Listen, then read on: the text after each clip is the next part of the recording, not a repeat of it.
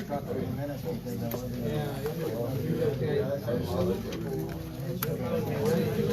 a pen? Okay.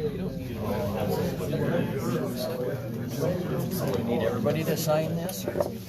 Yeah, try to keep it on one. I don't know.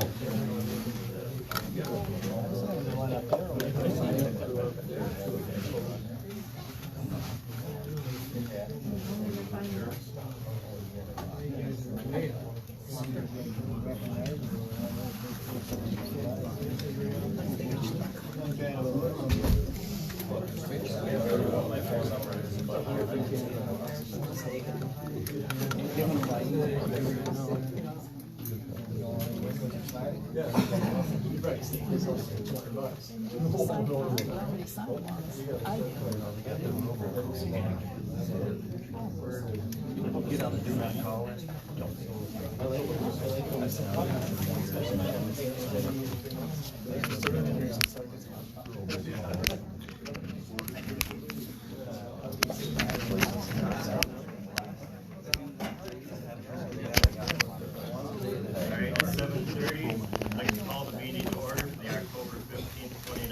Princeton Township Board meeting.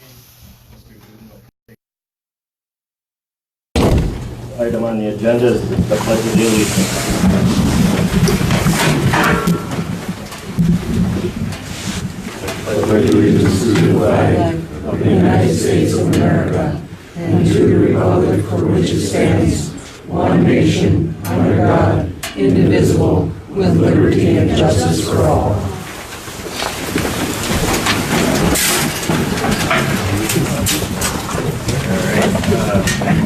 Next item on the agenda is the approved minutes for the August 20th, 2019 meeting. Motion that we cannot approve them because they were incomplete and not done by a board member and or a clerk. So we cannot accept them. Open for discussion, I can then explain a little bit further. Go ahead and open for discussion. Make a motion. You want to make a motion? I did. I'll make a motion not to accept them. You have to make a motion now. Anybody second that? I would move to accept the minutes, as we did not have anybody else at the time volunteer to do them. Is there a Second second? motion has been made not to accept them. I'll second the motion to not accept them, and I'll open it up for discussion. The minutes are incomplete. There's no motions made or who made the motions. There's no vote.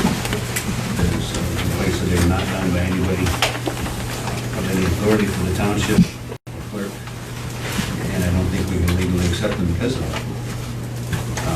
There's really nothing. Can the floor address this issue at all? Is that possible, regarding this issue? No, it'll be open. But it is germane to what you're talking about, last month's meeting. Did 2 the months floor ago. accept that? 2 months ago meeting. Right, Yeah. right. As far as I'm concerned, the meeting has got to be kind of declared moot because we have no proof or evidence of what actually happened. We have nothing recorded. It was written down by somebody who's not part of our board or part of our clerk business, nothing. When you said there's no motion, there's 6 motions. Okay, no, I'm looking at the budget meeting on top. Oh, I'm sorry. It's the budget meeting. That was supposed to be a continuation of the annual meeting, so everybody who made a motion should be recorded, the name, who seconded it, the name, and who voted for and who voted against. And none of that is recorded.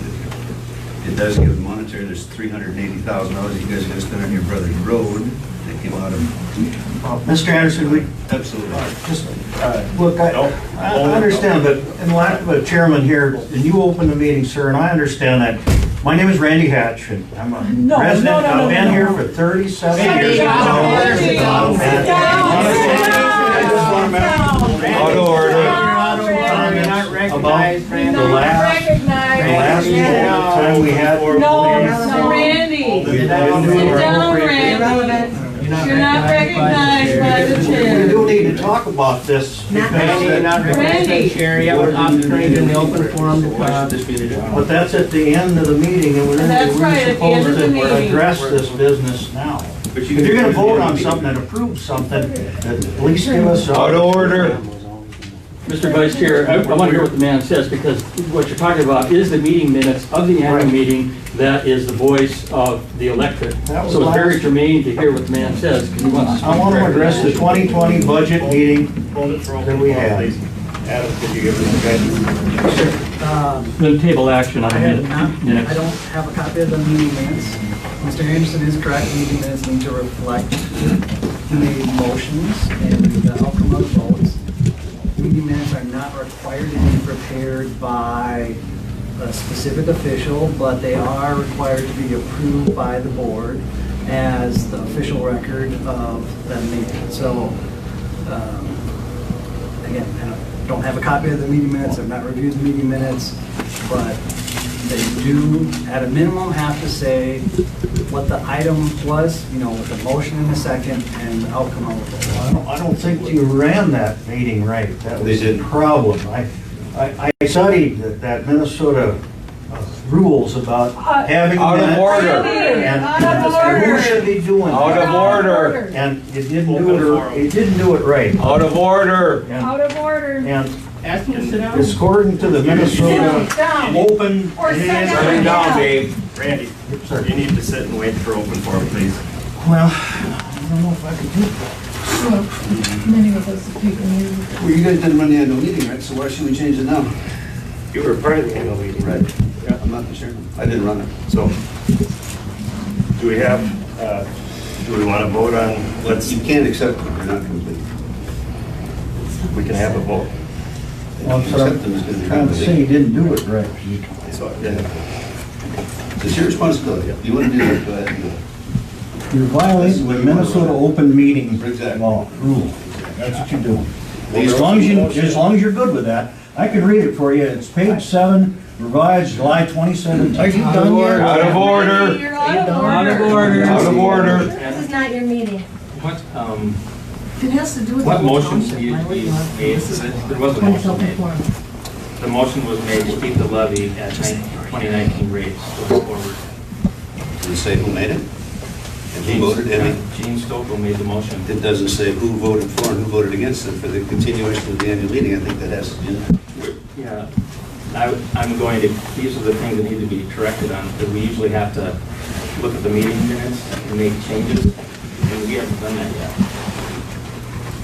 This is 2 months old. If you're going to do it, we should have done it. We didn't do it, that's right. That's right. That's why we're approving them now, we're going through them. I've got a recording of the minutes. We did have a vote. The vote budget was 10 ayes and 5 noes, and the levy passed. Those are the changes that we're gonna make Who to voted this for draft. Yeah, there's no names though.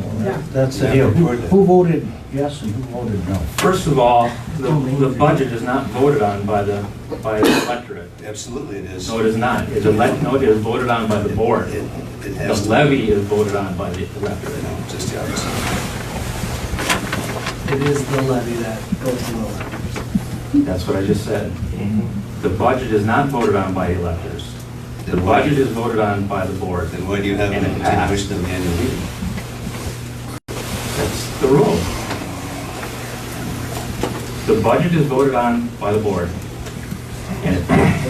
Who runs the public meeting when we get to talk about the budget? Continuation of the annual meeting. Who runs that? Yeah, who runs that? I did this last time because I was voted by the citizens to run the meeting, and I ran the meeting.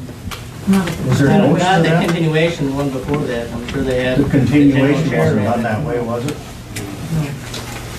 Continuation wasn't done that way. When?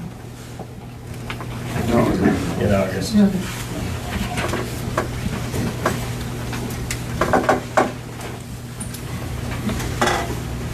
Who ran it before? You're out of order.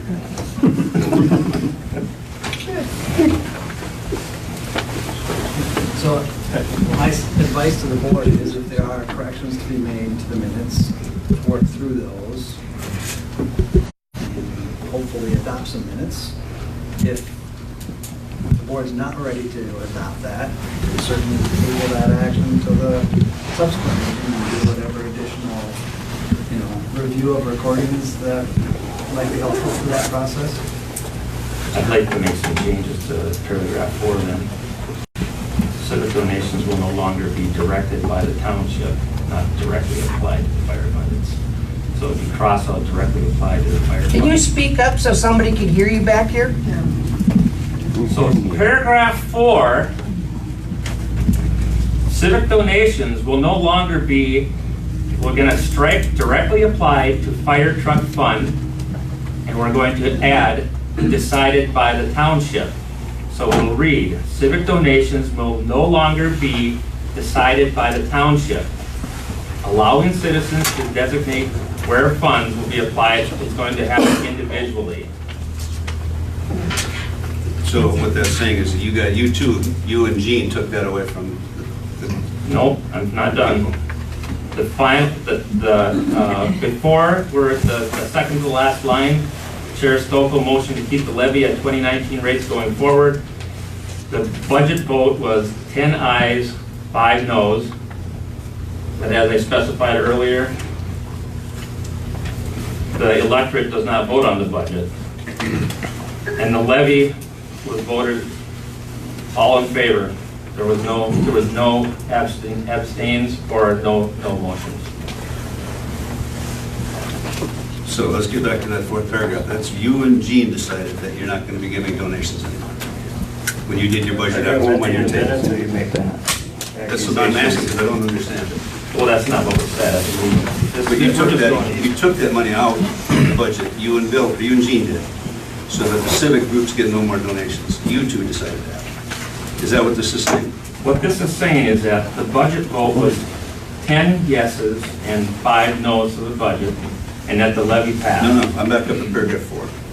I know, it was all Allowing decided at citizens the to end. designate where funds will be applied. So you decided that the township should no longer be donating funds. Nope, that's not how it You and went. Gene didn't do that. It was, At your budget meeting at your table. I'll mention this again. The budget vote was 10 ayes and 5 noes. The levy was voted to pass. But I still don't understand this paragraph. That wasn't part of the discussion, that's not part of the minutes. That didn't come up in the meeting. And why is it in here? The whole, this, what are you talking about? Why is this paragraph 4 in here if it wasn't part of the discussion? Civic Because donations. at the annual meeting Yep. in January, in March, they chose, No, you and Gene did. no, Not No, they. I was the moderator and the citizens. No, we're not talking about the voted. January one. No, we're We're talking talking about the March 13th No, we're one. talking about The this one in citizens voted not to allow donations. No, Yes. they didn't. I agree with that. They didn't. So anyway, I just want some clarification on that paragraph 4. And that's that you and Gene decided to take the civic donations out of the budget, correct? no, You didn't decide that. no. Really? How come We it's in the brought budget? that, because the whole thing came to the electorate. That's what this is about. You just said the electric didn't vote on it. Are we gonna go through line by line? No, I'm just asking what that one means. Because you guys took money away from the, and here the MAT, and I don't know if the MAT is anybody here, but I got a paper from them that says those 3 organizations that you guys took that money away from are perfectly Which ones? legitimate. The Historical Society, Mr. Anderson, Agricultural if say an Society. abortion clinic came in and met every requirement that the fair board met. Don't talk about crap that doesn't happen. Well, No, but I'm just Talk saying. about what's happening. No, the 4-H got defunded. That's what the budget I'm is. aware. You can't give this 4-H. Yes, you Yes, certainly you can, can. it's in the MAT. Absolutely. I got it right here. Do But you if see somebody it? else came in with the same exact umbrella that fit every criteria, why would we not be obligated to fund them too? Why would you fund an abortion clinic? Steve Linsky, lead counsel for Minnesota Princeton Township, stated that donations to 4-H and food shelves are not allowed by state statute. Nope, I got it here somewhere for you, let me find it. I got it right from the MAT handbook, it says exactly the opposite. Exactly the opposite. You know, Well, this is actually not, this budget is not set. This is not like we can't look at this again in February or March. I think we do need to look at the budget again. If the electorate wants to I look think the at electorate really does need to look at the budget, You're out of especially if order. you're taking things out You're out of without order. telling us about it. Yeah, two of them did it at their kitchen table too. Well, I don't care where they did it, but I'm just saying that I saw. Simple, you're out of order. Out of order. They're supposed. Take control. Let's get back to. Take control and quiet them down. Get back The to board's minutes. taking care of this, not the crowd. Do you have an amendment to the minutes you'd like to make? Greg? Nope, I don't agree with them, I will not vote in favor of them. They're incomplete, they're not done correctly. And they don't represent what actually happened at the meeting. Shit. I stay with my motion.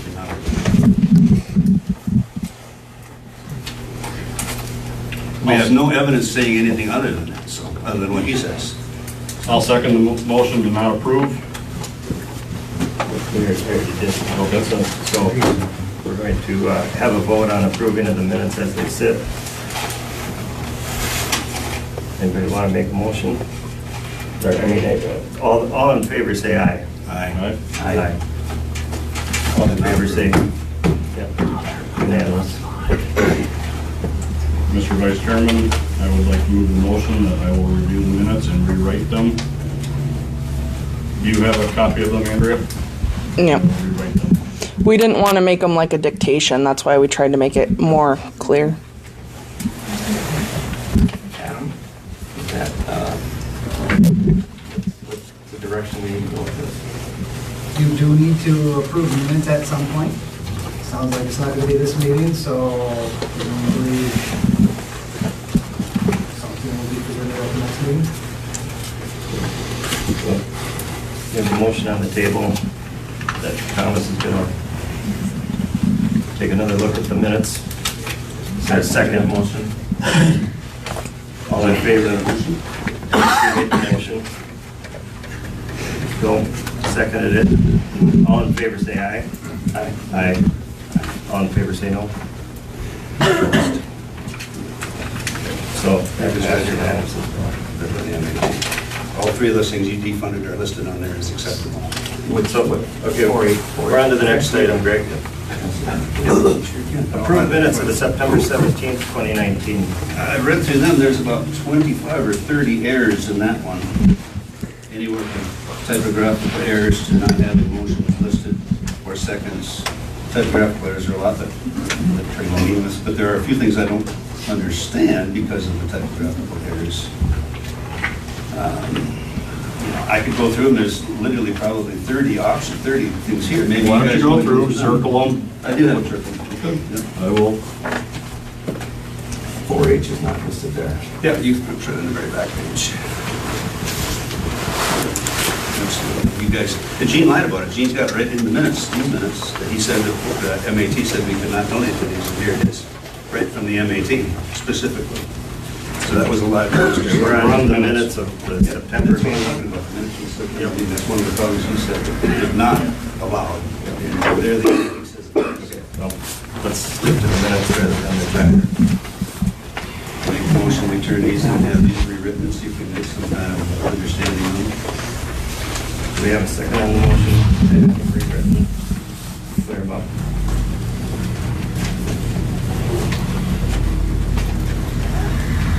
I'll second that motion. All in favor, say aye. Aye. Did you what?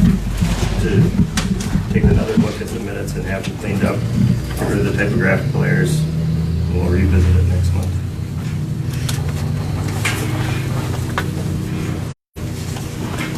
So we got 2 ayes. All opposed, say aye.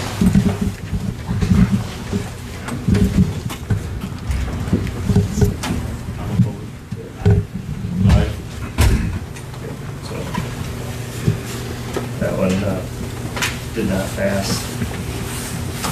That you voted in favor. Yes, we did. So do you want to hand me your corrections? And I No, will- not yet. I can give them to you tonight, but I got a few quotations in here I need for the next meeting. Next on the agenda, is there a sheriff here for the sheriff's report?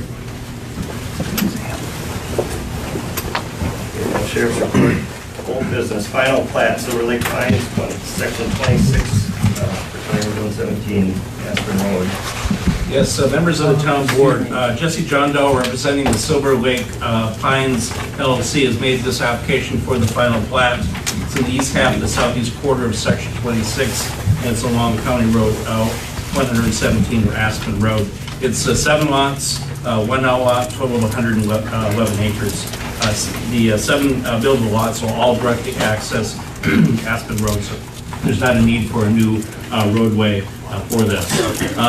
Planning Commission at their August 5th meeting voted to recommend the sketch plan and preliminary plat. There was an issue that came up with a property to the north owned by Alden Oswald, and that issue has been resolved. And all lot was created. Town board's aware of this because we had that resolved before the preliminary plat. And all the lots still meet the requirements of the subdivision regulations. The Planning Commission at their October 7th meeting recommended the final plat. So again, really no differences from what you reviewed from the preliminary plat. There's some conditions, 14 conditions for approval of that final plat. Number 1, just make a note that it's the final plat shall be subject to review and approval of the township engineer and township attorney. There was a letter submitted by our township engineer after the packet went out. You all have copies of that in front of you, and he has indicated some conditions that piggyback with that first condition to make some changes. But most of the items have been addressed, and there really is no issues. So we should be good to move forward tonight with the approval of the final plat. Any questions? Was your lot questions all taken care of? Yes. I make a motion to accept this plat. Is there a second? There's been a motion made to accept the plat as it is. Is there any seconds? I would second it. The motion's been made, it's been seconded. All in favor say aye. Aye. Aye. All opposed say aye. That's unanimous. Next line of business is the final plat, North Oak, Section 21, County Road 485th Avenue. Town board members, Nate Cook, representing NC Contracting, has made application for this final plat. It's in the southwest quarter of Section 21 on County Road 4 or 85th Avenue. 2 lots, total of 3.61 acres. Both these lots will access the county road. Zoned R1, the Planning Commission at their September 9th meeting voted to recommend the sketch plan and preliminary plat. The town board approved the preliminary plat on September 17th, and the Planning Commission recommended the final plat on October 7th. Again, this is pretty much as you saw it before, no changes, the final plat seems to check out on everything, and the township engineer has also submitted a letter indicating his conditions, and again, really nothing that is of concern, and so we'd recommend it with the conditions listed in our report. Any questions on this one? Questions? We have a motion to move the North Oaks plat forward. Motion's been made by Mr. Anderson to move the North Oaks plat forward as it stands. Second. Mr. Whitcomb seconds. All in favor say aye. Aye. Aye. All opposed say aye. Unanimous passed. Next line of business, we got the land split to the Glenn family. Yes, town board members, Paul Dove on behalf of the Glenn family has made this application for a land split and boundary line adjustment in the southeast quarter of Section 20. It's at 17th Street North and Highway 169. The land split and boundary line will create 2 parcels, A and B, that will then be combined with the 2 properties to the north to resolve overlap and gap issues. After the parcel split up, the remaining lot will continue to comply with all the zoning ordinance requirements. Mr. Dove was at the meeting last month. We could not move forward at that time. We wanted to have a chance to review it. And the Planning Commission also at their October 7th meeting, based upon the the accepted procedure in the subdivision ordinance for these things. It does require the planning commission review. If they looked at it, saw no issue, and recommended approval. So again, we recommend approval of this request for the boundary line adjustment and the landscape. Mr. Dove is also here tonight if you have any questions. You've become a familiar face. Been here about 6 meetings now, I think, haven't you? Is there any motions to move this land split forward? I would move to Move forward. I'll second it.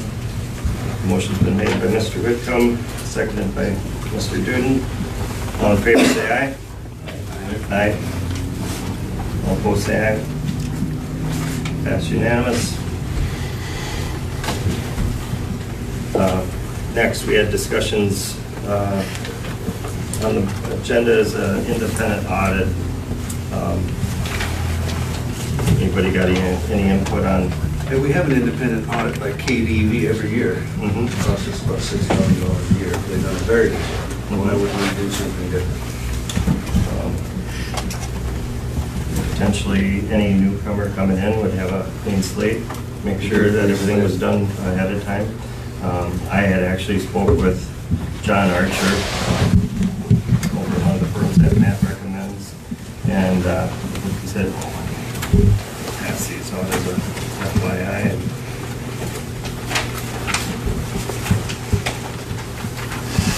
If you are paying a professional auditing service every year, why would you do something different? I don't quite understand. What have they done that alienated that you want to fire them and hire somebody different? Who fired anybody? Well, that's what I'm asking. Why would you want to? Well, it was more, a typical audit is not designed to take a deep look into financial irregularities. So it's just more than, it's just more Explain to than, me what that is. well, if somebody's coming in, if you were to come in and take a clerk's position now, would you want to know that everything in the past was done properly? It had because we passed the audit every year. But again, this is just a 1,000-foot overview audit that happens. Well, it isn't a very in-depth audit. No. I've seen the book that they read. It's pretty good. Yeah. Several township residents have requested that an audit be done, completed to ensure transparency. Somebody actually said they wanted a good audit. To have a clean starting point for the new clerk and treasurer. My question is, if we're going to get a good audit, what was the old audit? Who said good? It's in the minutes. Somebody said, we want a good audit. I can't quite remember who it was. But does that mean KDV's audit wasn't good? We've been paying $6,000 a year for a not good audit? You've been paying $6,000 just to get the brief overview of what's been going on. Not a brief overview. It's an in-depth audit. Well, I talked to KDV and they said the only thing that's better is what they call a forensic audit at about $25,000 to $30,000. Who's going to pay for that? You want the taxpayers to pay for that? Well, if you read what I provided you, it's about $2,500 to $6,000 to do an examination, depending on, so. And we just had one done, why wouldn't we do that? It's, because it's a whole different animal. Yeah. There's some, KDV's not. When did they do it? We do every year. When was the last time they did it? I can't tell you the exact date, just before the end of the year probably. So, 6 months ago? Probably. 8 months ago. We do them every year. So we're just, like I said, the township residents have requested an audit be completed, transparency, and to get a clean starting point for the new clerk treasurer. and no decision has to be made tonight. This is just more informational. If anybody wants to see what, So you're going to take an auditor that we've been using for 30 plus years and just roll them under the bus? no, that's not it. Why don't you just, if you want to catch up to them, want to say KDV because they're familiar with it. They could very well do it. At this point, I don't know who KDV is. Because there's been a lot of information that I've requested that I don't receive. So I wouldn't have known that KDV was the company. KDV. Yeah, you looked at the reports. You know. You can contact them, you can talk to them. Well, I'm open to KDV doing it as well. Like you said, if there's something specific you're looking for, maybe, you know, you could ask that specific question and find it. Might have answered without spending another $6,000. In the meantime, we're gonna need some training for whoever is a new clerk coming in to work with CTOS and get caught up to speed on what CTOS is and how it works, and probably some help in regards to getting the bills paid. I think we're about 2 months into bills unpaid right now. And that was my motion last month, was to hire somebody from the MAT. Specifically, that was my motion, to come in and catch up, do exactly. But from what I understand, we need to have a clerk in place or you can't sign the checks, you can't do any of that. You can't pay the bills. So we have to have somebody when the clerk comes in. Government training in order to take over that position. They don't want to will hire get somebody that. They will get that training. Running the government office. They will get that training. I would assume that we will approve them to get the training that they need. I'd like to continue, though, a motion to authorize an in-depth comprehensive audit and have it completed by the end of 2019. I think we need to do it. I think we need to, it's been 8 months since we had the last one. We're up for another one in 3 months. So let's just do it now, since we're starting with a new treasurer. We're 3 months earlier than we normally would do it. If you're looking for an in-depth audit, it's going to be more than that. And is that what you guys want to do, is spend $20,000 or $30,000 a taxpayer? We never threw a number out there. I talked to 2 auditing companies, and that's what they said. Do you have those numbers, Mr. Anderson? 25 to 20 to Do you 25. have those numbers in writing them from a letter like this is set up? No. No. Okay. Is that official?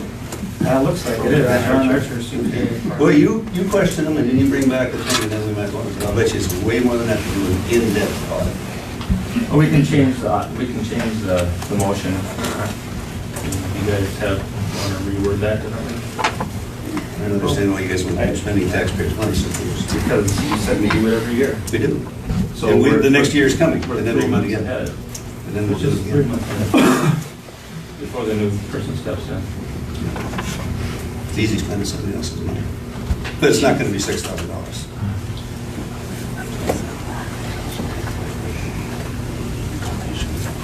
It's $30,000 to go to Winter Township road gravel, $20,000. I would move the motion to do an audit 3 months ahead of time or whatever.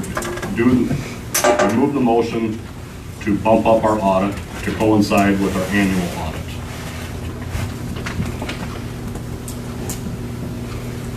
So you're going to have 2 people do audits? One company doing the audit, doing kind of a historical audit, and then this past year. Are you going to ask for a price on that first? Or are you just going to carte blanche spend that money?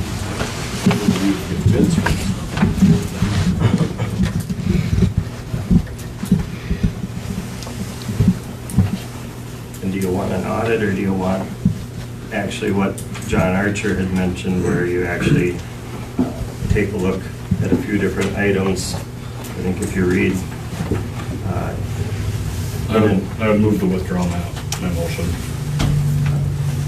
A typical audit is not designated to take a deep look into financial irregularities. When our clients request us to take a deeper look into their transactions, we generally perform that under an agreed-upon procedures engagement. In an agreed-upon procedures engagement, we work with you and your township personnel to develop a very specific procedures to perform.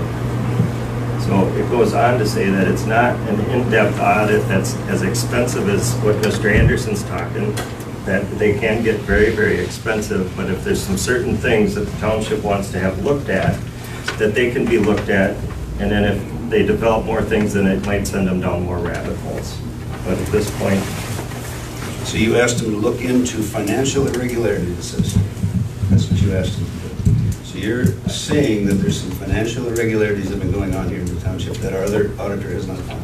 I did not say that. Well, that's what they're answering here. What I said was there has been requests for that. That there's been financial irregularities? Exactly. Yep. There have been people in the township that have said that they believe that there's financial irregularities. So that would come down to me, being the chairman.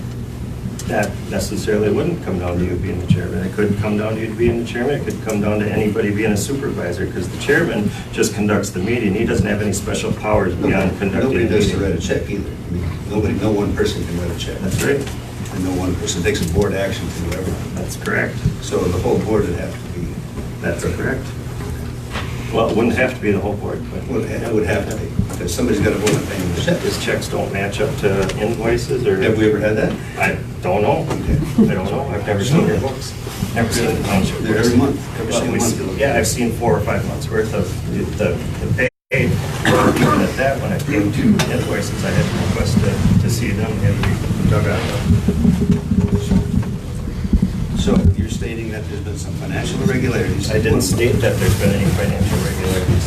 That is So I'll lay down a challenge to you. If you find any, let's go ahead and do this in-depth audit. Yeah. If they find any financial irregularities that occurred while I was chairman, I will pay for the audit. If they find nothing, you three split up the cost and resign. Somebody else, as long as someone else pays it. You're gonna make a motion? Will you make that a deal? Teamwork. If you find some financial irregularities on my part as chairman, I will pay for the audit and stand in charge. If they do not, instead of spending the taxpayer money, $30,000 of taxpayer money. Are we gambling up here? Is that what we're doing? Challenge. You guys want to discredit me in the tax board, now I'm calling you on that. Put your money where your mouth is. Why don't we conduct this like a government operation, not like we're dealing some backwoods deal? We're not a backwoods deal. You guys have leveled allegations against me and the whole board so many times it's unbelievable. Lies and innuendos from everybody. So let's get Why are you worried about that? Let's do Let it be seen. let's do that in depth. You seem No, let it do it, who cares? I don't have the tax So credit. let's stay to the point. Man, So there was a motion. go ahead. They get enough Is there anybody property gonna tax from me. I withdrew my motion. We need to, Mr. Wickham had the original motion. Paying commercial property tax. Have an in-depth audit. So it says we need an agreed upon procedures engagement. We work with you in your township. If anybody'd like to see what the email says, this is public information. Are you gonna want to get a price ahead of time? Is that gonna be part of the motion, or are we just gonna do it, and spend the money? Well, No matter what it says. at this point, we don't have a second to the motion, so.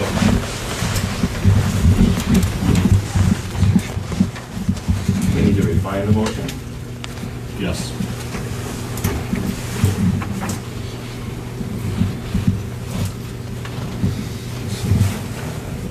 Say.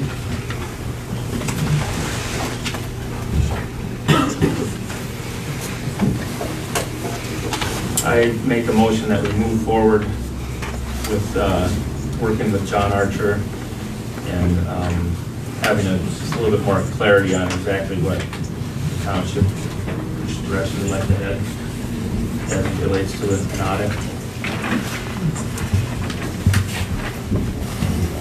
There's been a motion to move forward with John Archer. And we need to identify the direction in which we want to head. No money's being spent at this point. Correct. Is there a second to that motion? I would second that motion. All in favor? Aye. Aye. Aye, sorry. All opposed, say aye. 3-1 passes to move forward with John Archer. No money being spent at this point.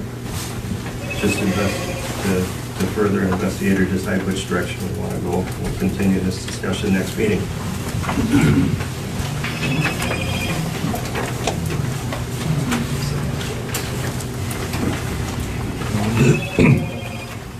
Next line of business is the road report.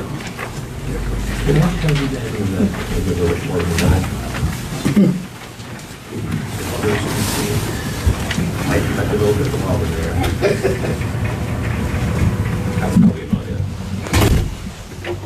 But I know not everybody's gonna be able to see everything there. You have your, everybody's got a hand out in front of you. That right there, that color one to your right. Good evening. For those of you who may not know me, my name's Bill Whitcomb. I've got 30 years of experience with MnDOT in construction inspection, road design, and I'm currently in scoping project controls. I've been doing that in that position since 2007. I care about our township. My family's well rooted in the area. We've been here for many generations. I and many others are concerned that we need to do a better job in our township, and we'll share information so that we'll be able to get a clear and defined approach for road management. This township meets requirements that are specified by the state statutes. I'm sorry, so I'm reading off of something here, so pardon me. Roads are one of the largest responsibilities of the township. For the most recent Minnesota State Auditor report, based on 2017 information, on average, townships spend almost 60% of their budget towards roads and associated services. I'll speak more on this a little bit later.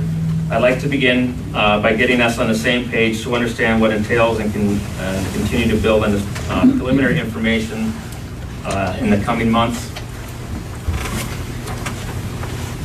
So we have to address all roads in the township and not neglect a large portion, as has been the history of how things have been done and handled.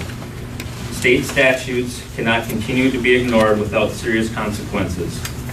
Residents have a right to expect their tax dollars will maintain their roads per standards and with adequate routine maintenance. So those are the two statutes that we're talking about there. This means that it'll be necessary to do things differently than how they've been done for the last 20 years, especially the last 10.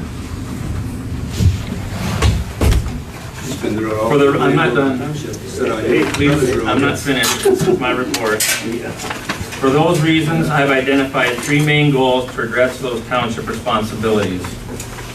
Goals: to develop and approve a comprehensive plan for all roads in the township and implement the plan. Second one is to determine priorities based on data and facts. Third one is to address the needs and assure that due diligence for the township residents. To begin developing a comprehensive plan, these primary focus areas will determine the core elements to be addressed. Gravel road maintenance, paved road maintenance, snow removal, mowing and brush removal, safety and signage, periodic maintenance plan for our equipment, follow sound engineering principles, and have a comprehensive budget plan.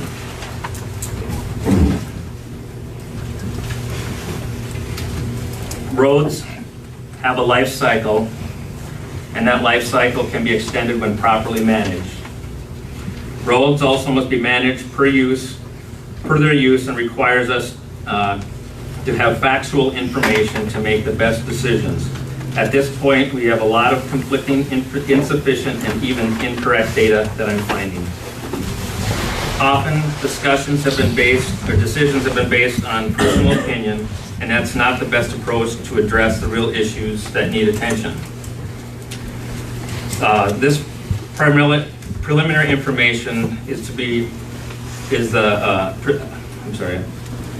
presentation is based on what I've been able to gather in the past few months. I've been working on gathering facts and extensive information and validating that information, so a draft proposal for the comprehensive program can be presented with specifics as soon as possible, following some sound practices. So what we're trying to do here, you'll see on the slide there, is to clearly establish responsibilities, develop and follow a graveling and grading shaping plan, develop a chip sealing and crack filling plan, develop a snow removal management plan, and establish specific detailed information to support township budgeting to meet required responsibilities. One thing everyone can agree is that the roads will deteriorate regardless of their composition, whether they're graved, whether they're gravelled, paved, or even concrete. Many important factors influence the longevity and quality of a road. You'll see those listed there. One of the most important factors is to maintain good road surfaces. I'm sorry, one other thing here. You guys, there's a few of these if you want to hand some of these out. One of the most important factors is to maintain a good road surface.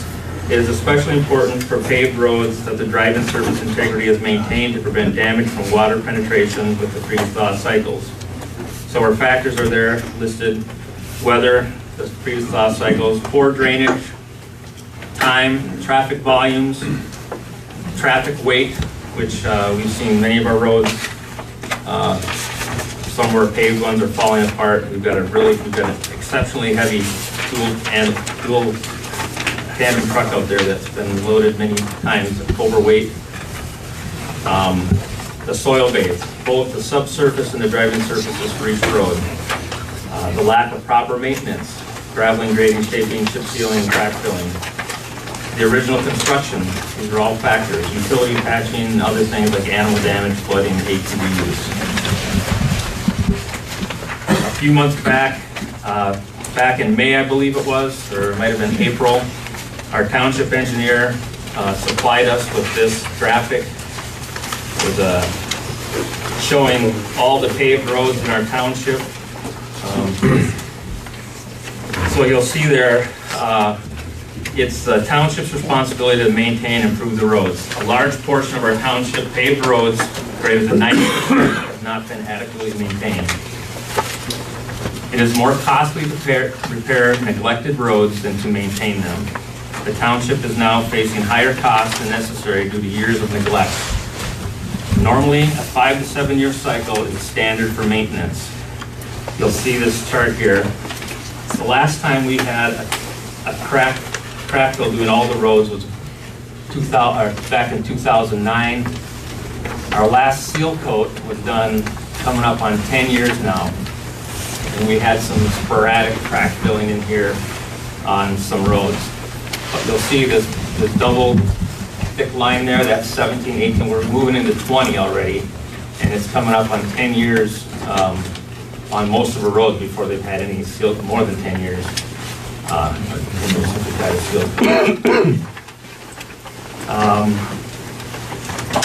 One of the concerns for a township is how neglected some of the township roads currently are.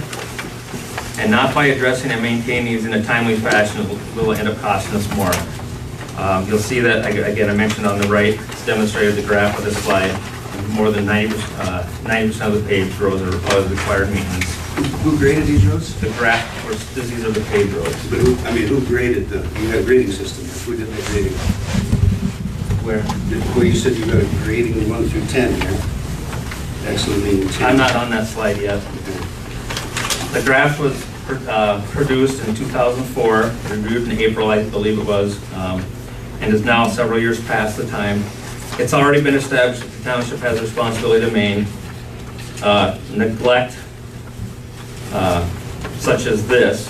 Greg, you know this. The former board is truly malfeasant. That word's come up before.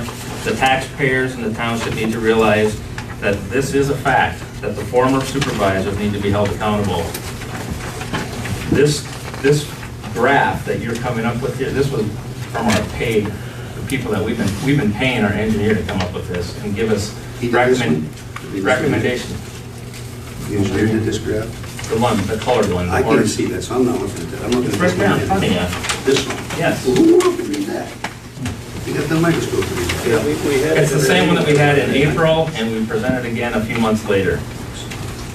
So this surface evaluation rating, this was during our road review this spring. We collected key information using the standardized scale. These came from the University of Wisconsin-Madison, which is on this sheet.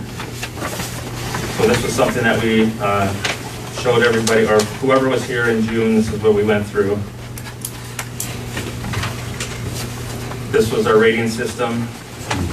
It's hard to read all that, but we're just talking about moderate to severe raveling. Number 4, severe surface raveling. Many of our roads are in that 3 to 4 to 5 range, somewhere in the 2. So if we look at the next scale here, this graph, what you'll see at the very bottom, the blue dotted line, shows the lifespan of the roadway. When properly maintained, it's far less costly, as noted by the blue dotted line you'll see on the very bottom there. And it can actually double the life expectancy of the road. Even a minimal maintenance approach has been followed for 7 years, which this township has not. So if you see that dark blue line, every year that we do a seal coat, it bumps up the life of the road. And then when we do an overlay, it'll bump it up again. If we do nothing, we just drop off. We're having to basically reconstruct the roads every 10 years, which is very expensive. The township is required that these roads be paved. Any of you who know who live in developments, it's something that the township over the years has required us to do, and that they have been neglected for the most part. Even worse, they've caused extensive damage to some of the residential streets due to the use of overweight, heavy DOT truck that is overloaded with salt and sand. That truck has been used for plowing residential streets. That truck is designed for highway usage. Aren't the roads frozen when they're plowing? Not this spring, when they were soft. That's right. The next thing we've mentioned, there's just these, you can't even read these. We need to assess how the funds should be allocated and apply the best practices to properly determine and deliver services for all residents and meet the township required obligations. This slide here, this is a graph that was taken from the most recent state auditor's report from 2017 for township expenditures. What it's showing is that the average township spends almost 60% on roads and bridges and less than 20% on general governance and about 12% on fire protection. Our township spends significantly more on governance and significantly less on roads. This is considerably different than what should be done. Even more concerning is that what I'm finding in the budgets is that there's been consistently underspending and reallocations as shown in the next slide. So what you'll see in this slide here, at least every 3 years, we are underspending 1 year's worth of budget funds on road repair. I'll explain this in just a minute. This means that we're spending about 2/3 of our under budgeted services, and that's just unacceptable. If you look at that on the left-hand side, it looks somewhat okay, but historically, it's not. We need at least $30,000 to $35,000 annual just to maintain the township gravel roads based on an average use. So if you'll see there, in 2016, they only budgeted $10,000, in 17 they budgeted $10,000, and 18 they budgeted $30,000. How much did we actually spend? I'll tell them the truth on that. Next line, read it. 16, $10,000. 2017, we did overspend. 2018, we underspent. So we had an overspending for that 1 year. We were really high, 5,000 over it. Again, every 3 years, we've spent less than the whole year budget for road repair. Adding the gravel and under budget on the right-hand side, all the township roads have clearly been mismanaged. We've got a budget in 2016 of $110,000. We only spent $71,000. That was almost $38,000 less than we had budgeted. In 2017, we spent $59,000 less. In 2018, we spent $34,000 less. So in 3 years, we spent over $130,000 less than what was budgeted, and allowing our roads to continue to fail. So this is primarily based on information taken directly from the township budgets and records, as well as invoices. Much more work needs to be done, but a sound financial approach must be deployed and implemented for the township to meet its legal obligations. I hope this helps everyone understand the background, the current state, and future goals of our township's funds. We cannot continue to, look at our roads and just do a spring review, and every spring review make a decision. We're losing money by getting bids in late or not at all. So our next key steps, you'll see here at the last one here, is to communicate to the residents to help everyone understand the responsibilities and action plan to address.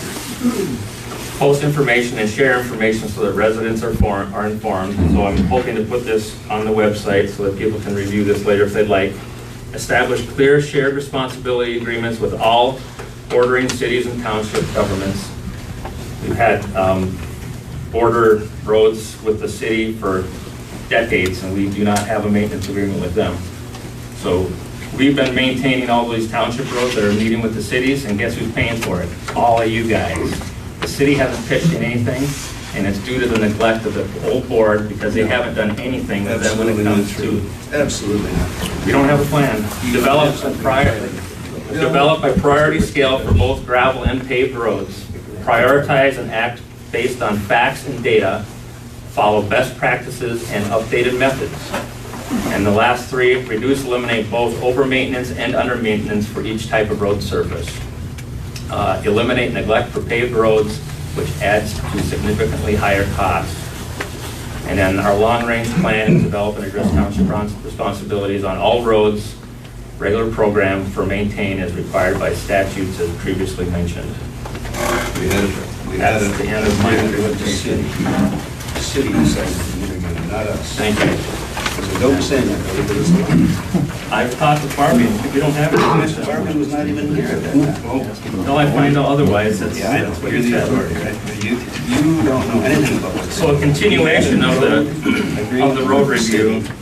We have I'm no not- agreements with the bordering townships. I'm not finished with my road report. We've done 20 loads of class 5 on 35th this last month, just a little bit west of County Road 102.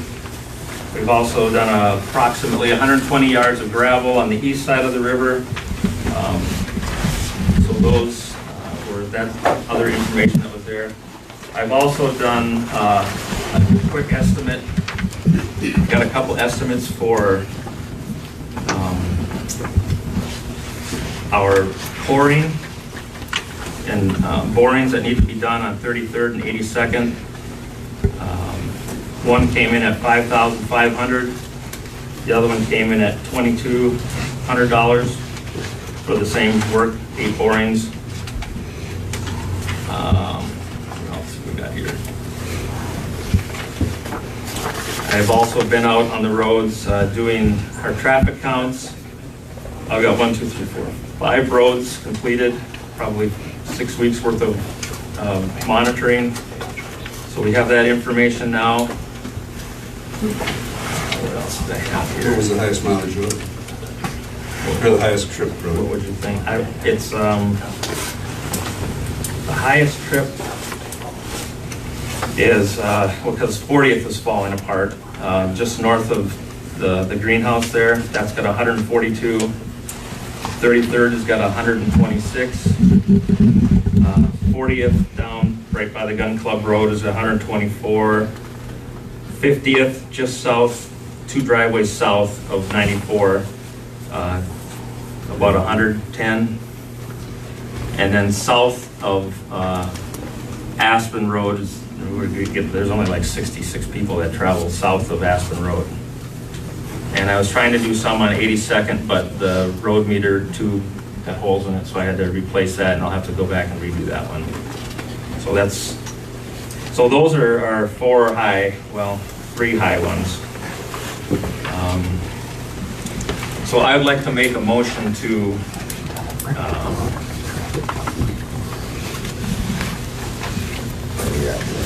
proceed with the, I'd like to make a motion to proceed with the soil borings on 33rd and 82nd Avenue.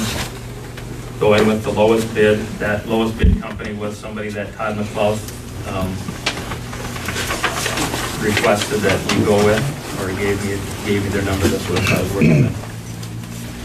And I'd also like to make a motion to work with Todd McClough on signing replacement plan and road priorities, because our signs are approaching the end of their life. We can only keep them out there for Nope, 15. not true either. We have to pass a certification on them every year. And if they pass, you don't have to replace them. How is that certification done? There's a process the county does it.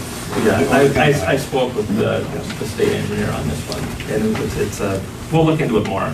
So there's a motion being made. So the first motion is to proceed with the soil borings on 33rd and 82nd Avenue. Okay, let's start with that one. And that's to continue with that soil borings with ITT. That was $2,200. $2,290. So there's been a motion made by Mr. Whitcomb to proceed with soil borings on 33rd and 82nd. He proposes to go with the lowest bid for $2,290 from ITT. Is there a second on that motion? I'll second it. Is there any discussion? I'd like to see that 380,000 being spent on his brother's road being spent on through the whole township.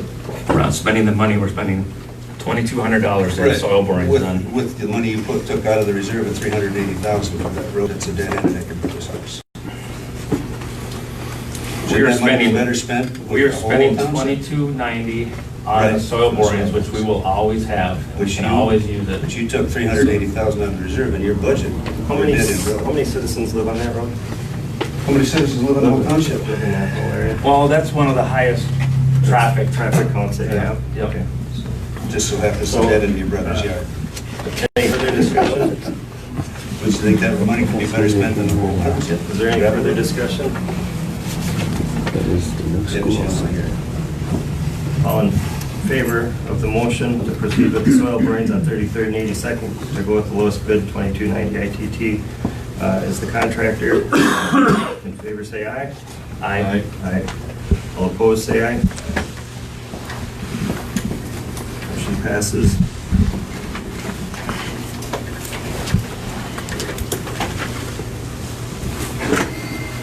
All right, Will, you had another motion? The other motion was to, I don't know if I do need to make a motion. I just want to spend some time with Todd McLeod on, he's already set up our road priorities plan. He's had that for years, and we've nobody's followed through on it or even made any hint at moving forward with his, the money that we've been spending for his advice. I'd like to schedule at least a 2-hour meeting with him. So the motion is to work with Todd McLeod on sign replacement plan and road priorities. That's the motion. The question is, are you going to be replacing the signs if they don't need to be replaced? We'll let you know after I talk to Todd. Engineers like to promote those jobs because that's how they get paid. There's been a motion made to work with Todd McLeod to go over the motion for the road priority plan. He's requesting 2 hours to work with Todd. Do I have a second on that motion? I would second that motion. Motion seconded by Mr. Duden. Is there any further discussion? You're going to report back to us on the price of those replacing those good signs? So we know, because that's expensive. I don't know that we're, of course, I wouldn't. The plan is, they're not even due for another 3 years. So we need to have a proactive plan. That's what this whole, I don't know if you caught this slide. No, I can't. That's what it's all about. I can't. Well, I spent a lot of time speaking. So the idea was to get ahead of this stuff. We don't decide in May on what we're going to do in June. If those signs will last. I'm still getting further discussion on this. There's no further discussion. We'll take a vote on the motion. Work with Todd McLeod, road priority plan for 2 hours. All in favor, say aye. Aye. Aye. All opposed, say aye. Motion passes. Mr. Vice Chair, may I make a recommendation? I would recommend that you have the township engineer, Todd McLeod, make that presentation. Sure. For the Out of order.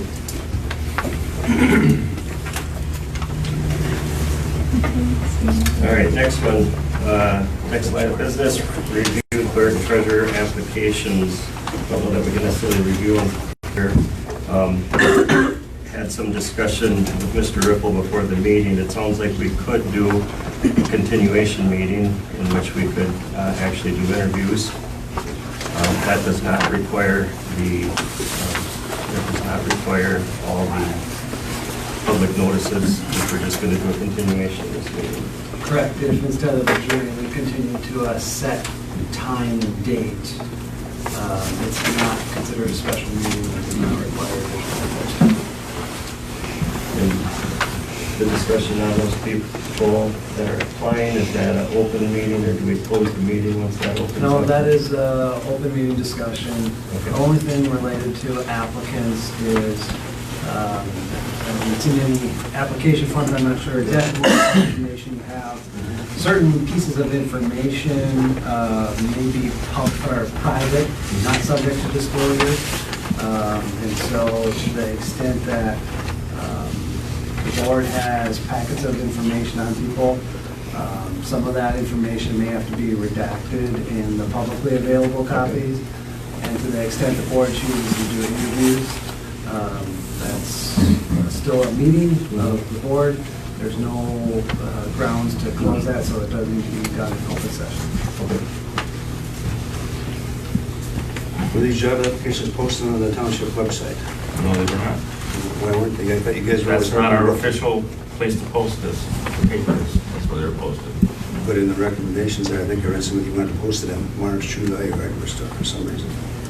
But anyway, you guys are always wanting this stuff on the township website. Why wasn't it on there? I don't think any of the supervisors mentioned putting it at March or value. That's in your packet if you read it. But I don't think it was a supervisor. Whatever it was. So anyway, why wasn't this on the township website? Because I referred several people to the township website to get an application for the jobs. And they came back to me and said they couldn't get it off the I don't know, township website. you were part of the discussion. Yeah, and we decided to put it on the, post it in the papers and the township website. So why didn't we? That's my question. We don't have any minutes to refer back to. No, we don't. I remember the discussion. So my question is, you guys want this, you especially wanted this township website. Yeah. So why didn't we put the hirings on the township website? You know, we would have to talk to the chairman about that. Okay. So I think that's really kind of exclusive for people that wanted to apply. Because I've been telling everybody to go to the township website, which is what you guys said. And we didn't post it on the township website. What's our official posting place? We discussed that, it's the paper, and you guys wanted it on the township website.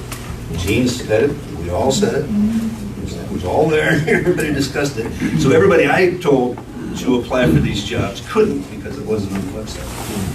So now you've got several people that wanted to apply for this job, you couldn't. And I contacted Gene about it specifically. The posting closed though. Right, I know, but it wasn't available on the township website, like you guys said it should. And you guys are the ones that wanted that website, not me. You guys. And then And you know what? The township website has not been maintained since April. What has been maintained? You guys are the internet We're geniuses. not the clerk. Well, you guys wanted the job, what does it take care of it? If you said it was going to be posted on the website, it should. So what's the motion?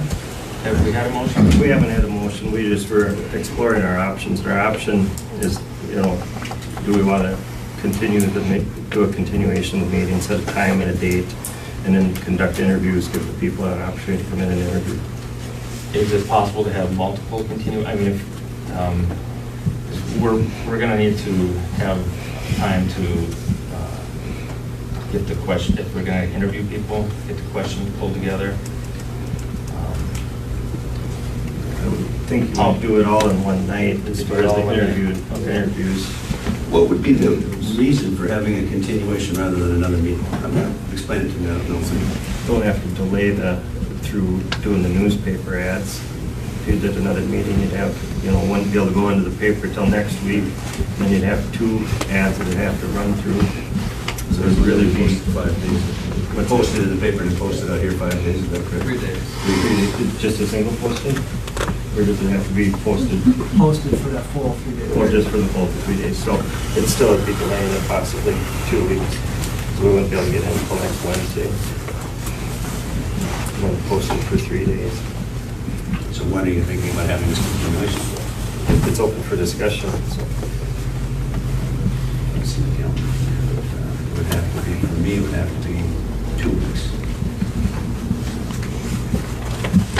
2 weeks from today. Anytime after the second week. I can't see it here, it would be. Well, it'd be October 28th, 29th, 30th, 31st, November 1st is the first. And I think it needs to be posted. And I really think it needs to be put on the township website, like you guys all discussed in last month's meeting. I think that's very cool.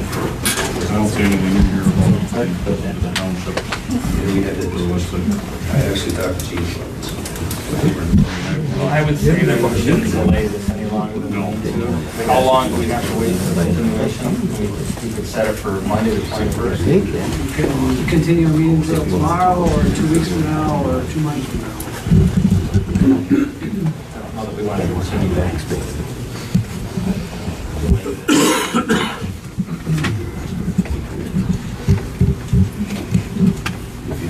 before the 31st, I can.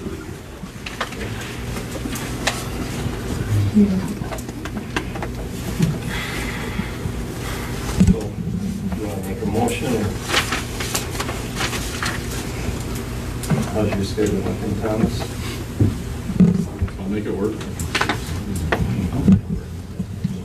Can we work? I think I used to that's kind of what was in here too. You cannot do it before the 31st. I can't, I'll be in Montana. Hunting trip. Just requires a quorum? Excuse me? Just requires a quorum? Yes.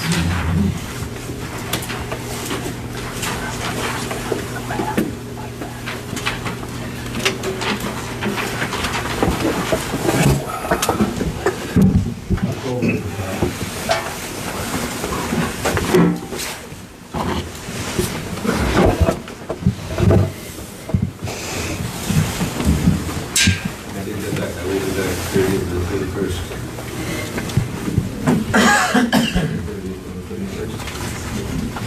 Which is...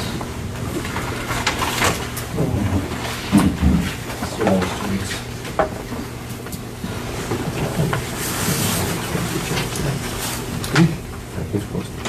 Yeah, and we won't be reposting the job, but we just reposting the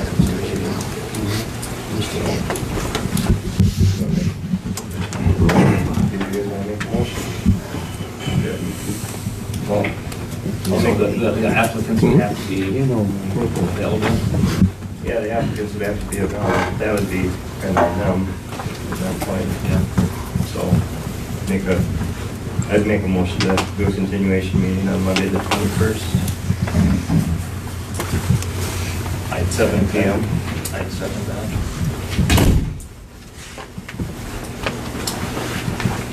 The motion for October 21st at 7 p.m.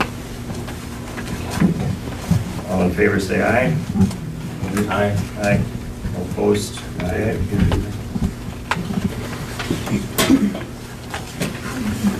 So the motion passed to hold the meeting October 21st, 7 p.m. Continuation meeting of this meeting. 7 p.m.? 7 p.m. What's the magic number? Can 2 people decide township It business? has to be a quorum, so there has to be at least 3 of us here. Okay.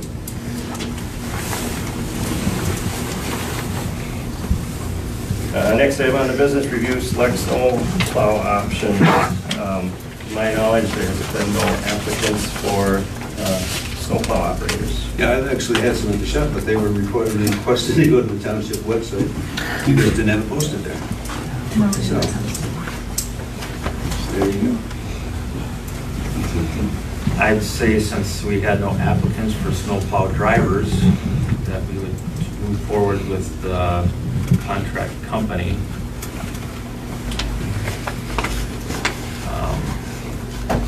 You understand what that's going to cost the township? No, Okay.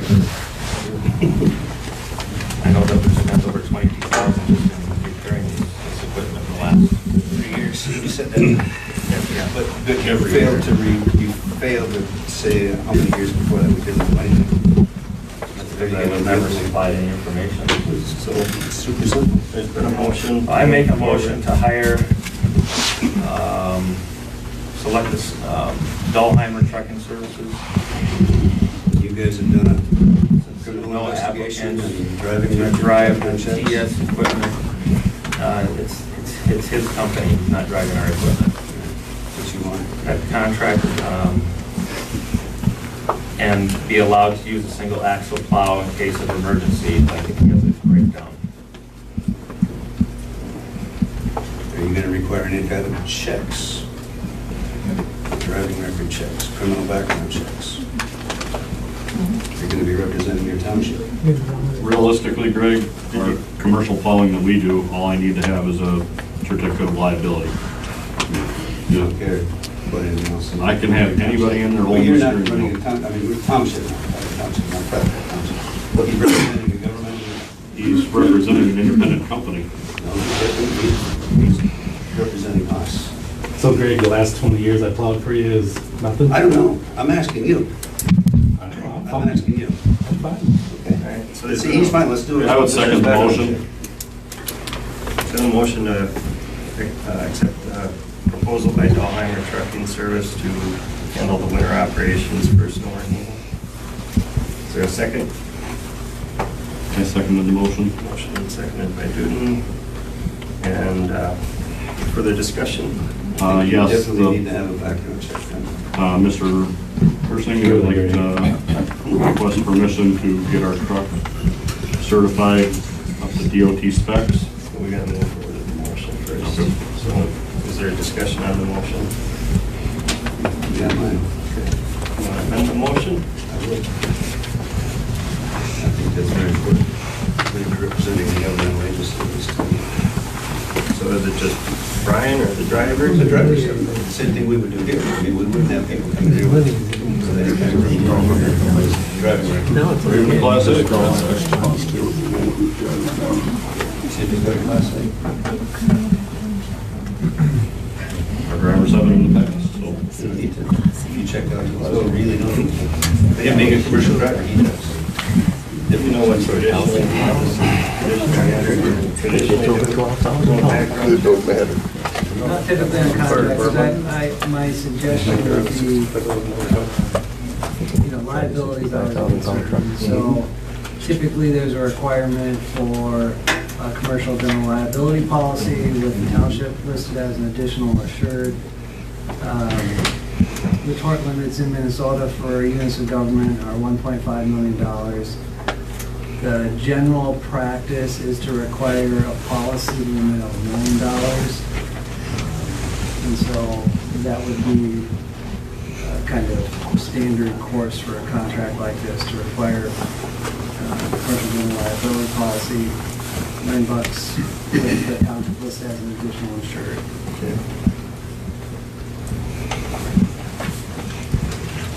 And have we seen your insurances yet? It was in my bid last month.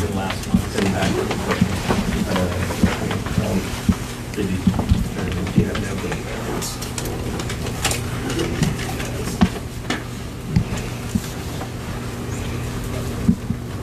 I think that looks like what we're talking. This one is additional insurance. It's a big truck.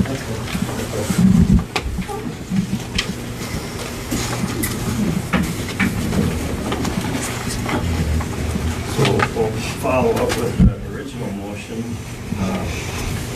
We'll vote on the original motion to Dahlheimer Trucking Service. Do we want to make an amendment to, that they maintain that insurance? I think we get a notice if there's a cancellation, I think it's more like. Yes, commercially though, there's sometimes, well, you can require cancellation after 30 days notice. Do we want to make any amendments as far as the insurance requirement? What you said was ready, Mr. Riffle satisfied? You're satisfied? The limits are good and the township listed that on there as additional insurance, so that's the key issue with that. Okay, so the original motion was, and seconded was Dahlheimer Trucking Service to do our winter road service. All in favor say aye. Aye. Aye. Aye. Opposed? Aye. You have to abstain from that.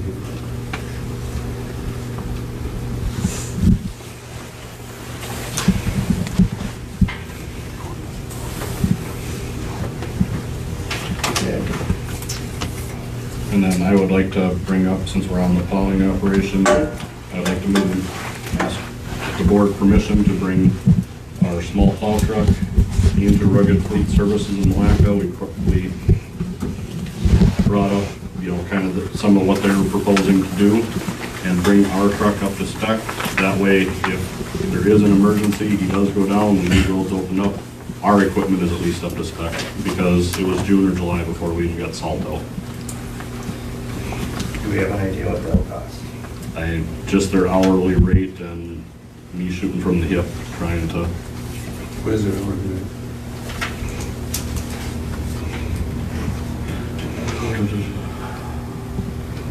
I wanted to say it was like 105 an hour. I didn't have that in here, I guess. But it's $95 to DOT the truck.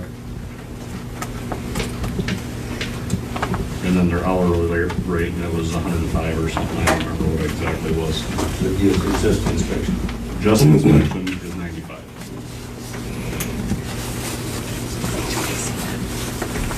And then the repairs would be the parts and at their hourly rate.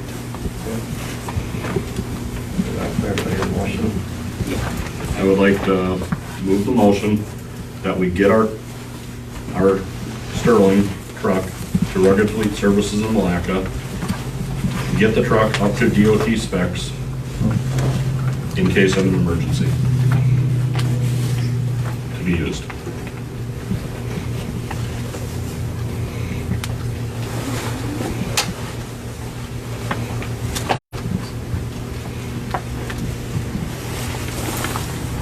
Okay, Mr. Junior's made a motion to get our Sterling Rugged Fleet Services to get it to DOT specs for emergency use. We have a second by Mr. Anderson. Any further discussion? All in favor say aye. Aye. Aye. All opposed? Okay. That finishes up the old business, onto the new business. Procedure to acquire needed information from township computer and email access. A little discussion on that. We don't seem to have a lot of information on the computer. Do we have any way to obtain some of the past information? Password to get into the computer. No, but I think we're missing passwords for the email and probably directions on how the camera system works. That type of stuff. With the email, you guys do access. You can't reset passwords though. Somebody is. You guys got access to it. So, but you can't change a password without knowing this. We don't have the password. Gene does not have the You can open up the email and it'll provide you the email. You don't need the password to get it. It's if you want to change the password.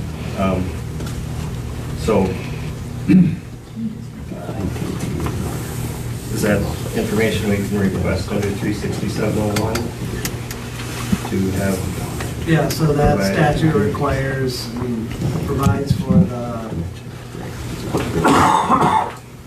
logical transition from one officer to the next.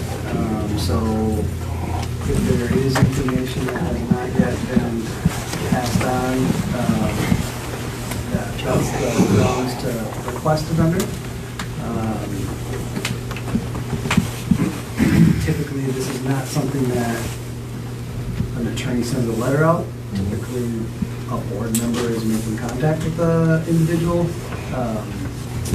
That is not an option. Certainly, I can intervene as necessary.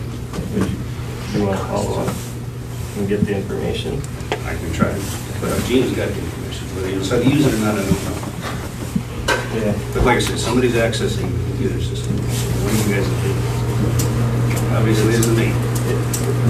But it's not the computer system. You can get into the computer. It has that password. It's to get into the email system. It's part of the computer. It's a separate password. Once you're into the computer, when you're into the email, if you want to reset, you need to have the existing email. What are you trying to reset? It's the lock to your front door, that's your computer password. The lock to your office, that's a different key, different password. Yep. And then security, the security camera system and how to access that. I don't believe we have any information on that. So Do you think, can we put a timeline on that? You think we can attempt and hopefully have that by, say, Monday or Tuesday next week? I think we just need to have Mr. Ripple do it, to be honest with you. Have him send a letter, because there's too much gray area. We've had a couple months now, we haven't had access to it in a couple months. I've had people sending me messages, over Facebook, quite frankly, asking where we direct stuff, because they send it to Princeton Township. And have you requested information from the old clerk? me personally, no. Why not? Why do you want us to pay an attorney to do that? I think we'll just close the public comment on this. So you will, and let us know, transfer that information to Gene. What's that? Well, I'll give him my number. You can call it to me and see if we can get that information So changed. you want some kind of information to get into the email? We need to reset the email passwords. But you got the password for the one now, so why won't that work? If you got the one for now, why won't that password for the email. The front door is wide open on the email. Probably. And we don't have a key to lock it. Password. Administrative password. Yep. I think, basically, any government information that isn't here, we should have. It's not just limited to email password and the camera system. If there's any, it's kind of a broad stroke. There's, could potentially be a lot of things that we don't have access to that we just aren't aware of yet.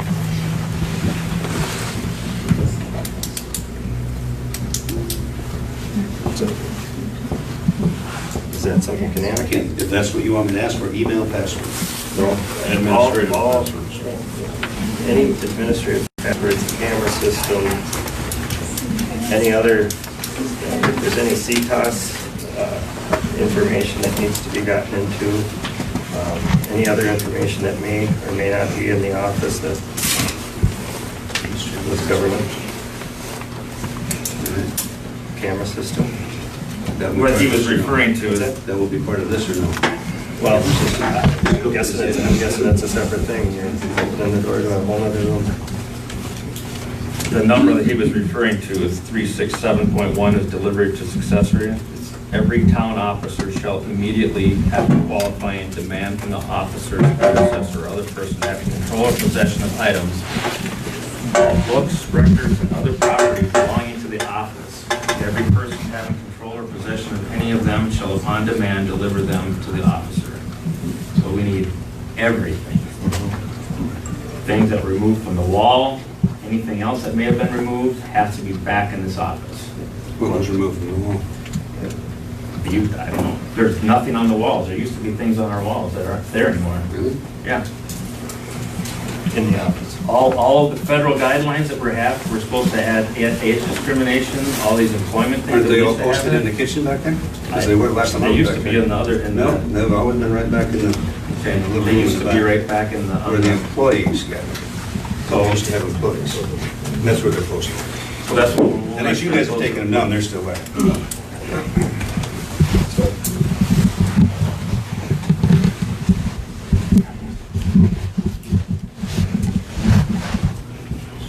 Maybe it would be wise to.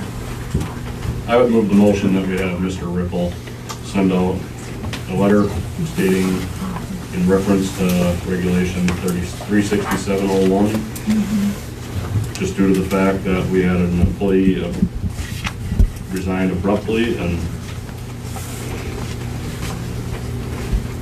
Might give more clarity to what we're looking for too. yeah. Does 69 or 609.44 fit that same?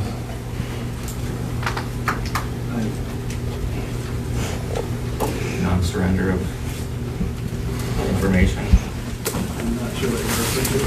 That was just another ordinance. Minnesota statute 609.44. 609 is the criminal start. So, your motion is to have Mr. Ripple send out a letter requesting the information.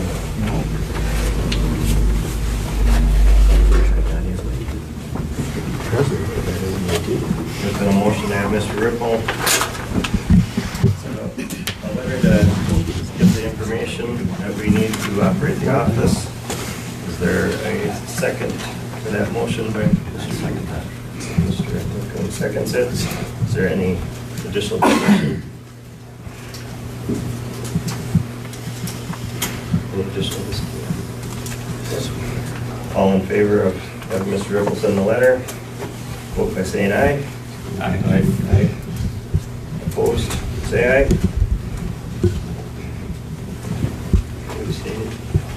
No, I'm voting against, because I know she gave Gene the password and all that stuff, so he's got it. For some reason, he's playing games with it, but I know he's got it. He's got the password to the computer. Right, he's got the other ones too, so. In fact, I actually handed it to him, to be honest with you. So, you guys can try to discredit her all you want, but I know Gene's got the stuff. If he doesn't want to bring it out, it's not anybody's fault. A minute ago, you didn't even know what an email password does. And now you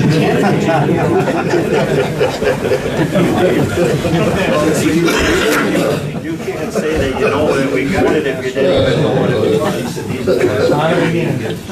Don't argue computers with him, you'll be. All right. Moving forward, backup of the discussion. I'd like backup to of go back to that last one. I'd also, once we get access to that computer, I'd like to have some sort of forensic completed on the background of the hard drive also. Some taxpayers to pay for that. So you want to make a motion to have I'd like to make a motion to have a forensic completed on the township computer hard drive by the end of November. So there's a motion on the table to have the computer forensically gone through by Mr. Whitcomb by the end of November. Do we have a second on that motion?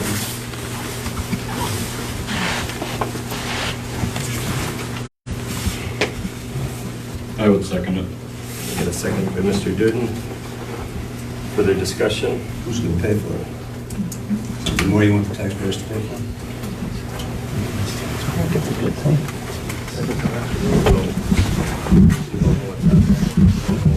We don't know what's missing. We don't know what's on there, what's missing, what's anything. I think we need to do our due diligence. Yeah, I think we You got someone else coming in, we need a clean slate. Figure out what, we hire somebody else, all of a sudden, hey, this happened. Now it's on them because we didn't do our background check. Want to background check an employee, but we're not going to background check what happened before. Ask me the question. Who's going to pay for it? So, I did talk to our computer people who use at our office, and they said if the computer goes into them, it runs about $60 an hour, probably around $1,000. If somebody has to come out here because it's not allowed to leave the office, the computer, it's probably going to be more in the $200 an hour range because they have to bring special equipment with them. Or when it's back in their office, they can set it up and start going through the system, and they can work on other things while the processing's taking place. So just if you had an idea of what costing is looking like.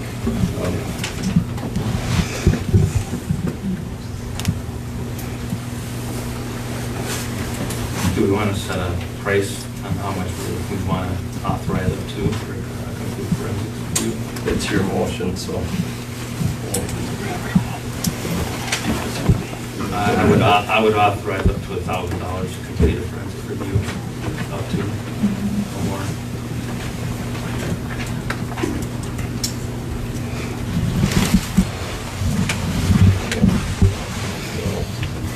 Further discussion? Mr. Whitcomb, we got the vote to forensically go through the computer by the end of November, authorizing up to $1,000 to do so. All in favor, say aye. Aye. Aye. Aye. All opposed, say aye. Aye.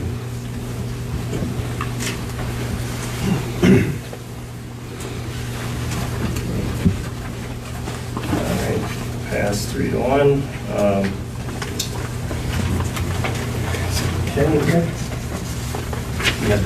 back, I'm sorry, passed up CPAS, I'm sorry, backup of CPAS. At this point, we don't know that we have any backups to CPAS, that's another part of the reason. Did we not hire out a computer company to back up all of our stuff? I thought I remember seeing something that we always had somebody backing up our data. We have no idea at this point. No information.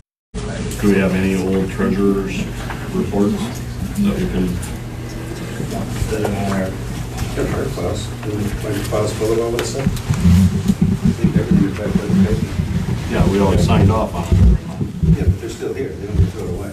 An actual computer backup of the actual But accounting you want to system. look at some kind of financial, that should be in your paper. Well, no, it's a backup of CTOS, so like if the whole computer system goes down, they go to the backup and they can load it back in the most recent data. There would be a backup. monthly charge. What's that? You would be charged monthly for that service. And also, if you were looking for something specific, you could just go in the office and look at the file. I'm not looking for anything specific. Because I thought you just said you were looking, he said you were looking for some kind of. No, I thought we were paying somebody to back up some of our data. It's just, We back up our accounting software at our office almost, I think it's almost daily, just so that we don't lose it, because it's very expensive once you lose it, all the hours that it takes to get all the information back in. And I think it's pretty minimal on a backup fee monthly for a service to do that. So I would know if we even have a backup system beyond paper. No, we don't, or no, you don't know. I do all my accounting paper bills. You might have to change this a little. I'd make a motion to verify that CPAS is being backed up, and if it's not, I make a motion to have the full backup completed.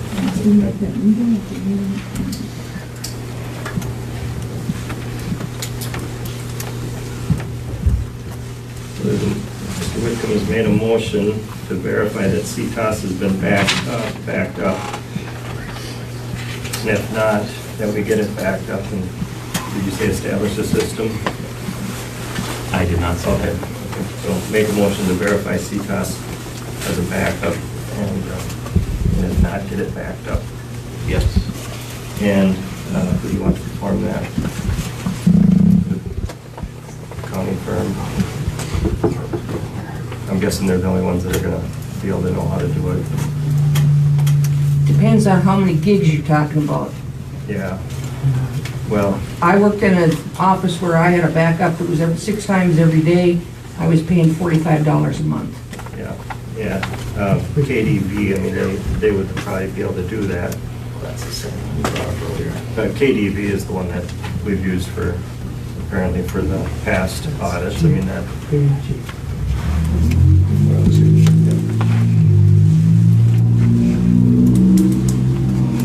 So I would make a motion to amend that, utilizing KDV to Second that amendment. any further discussion. So motion's been made and modified. The motion is to verify that CTOS has a backup, and if not, get it backed up by KDV, the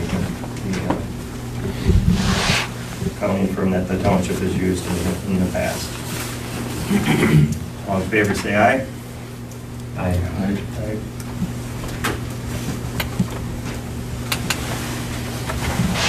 Unanimous. All right. Now we're to Kenny. Kenny, you got something on lighting?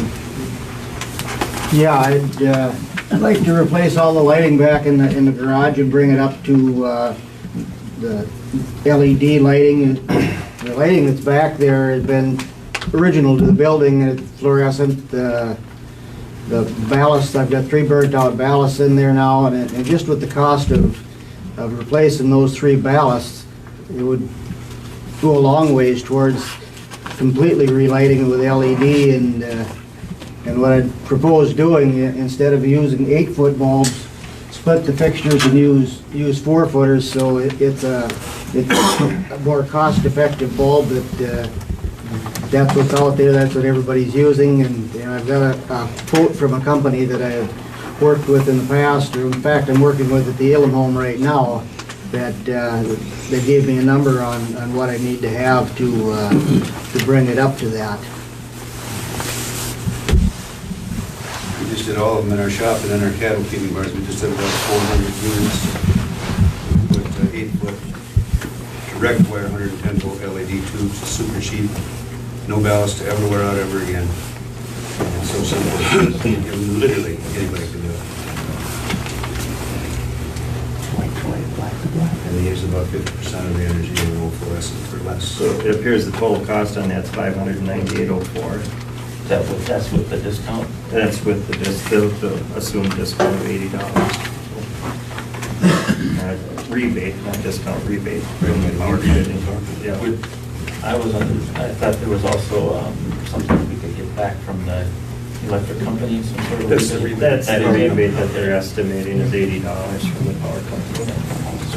Yeah, the rebate with East Central Electric is significantly less than it is with Princeton Power, from what I've been using with some of the other places that I work at. But it's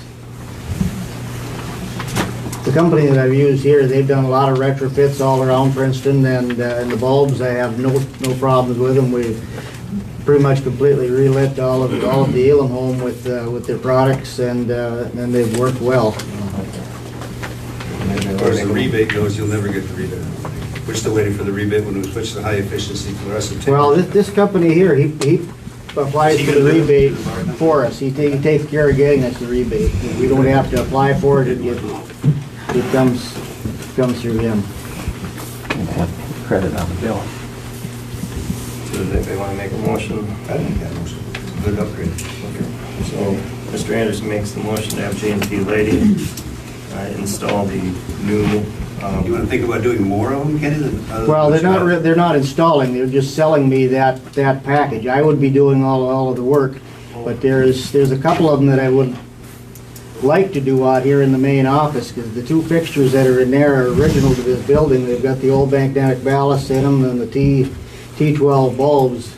I mean, for the cost of two more fixtures on there, it would, well, actually 4 more, switch them over to 4-foot. It would take care of the office also. Kenny, are you a licensed electrician? I don't need to be if I'm working on a existing fixture. Well, you can be on commercial, I don't know, I know the residential side. If I'm adding a fixture, that's a different story, but if I'm working on an existing fixture, I don't need to be.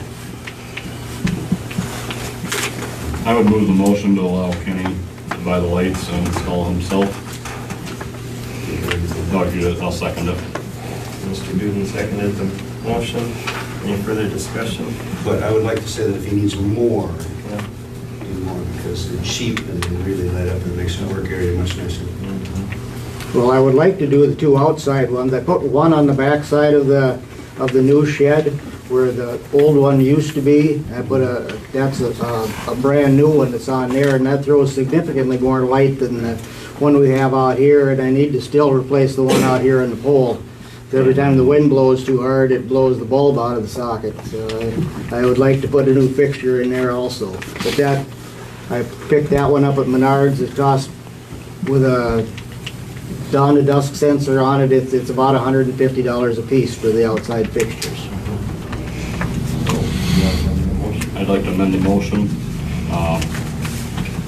I'd like to amend the motion to give Kenny a budget of, what's that one for, 600? Yeah, it's roughly, if you don't include the rebate, it's roughly 600. Give him a budget of $800. Give you a little bit extra to work with. That's fine. It's been an ongoing project I've been wanting to do for a long time, but it's just been kind of not going anywhere. And with the size of the crowds we're having at the meetings, I would like to have more adequate lighting out front and for the public. So, motion was made and amended, and second. All in favor of giving Kenny a budget of $800 for light fixtures to upgrade the shop? and any additional outside lights that we can get done within the budget, say aye. Aye. Aye. All opposed? Passed unanimous.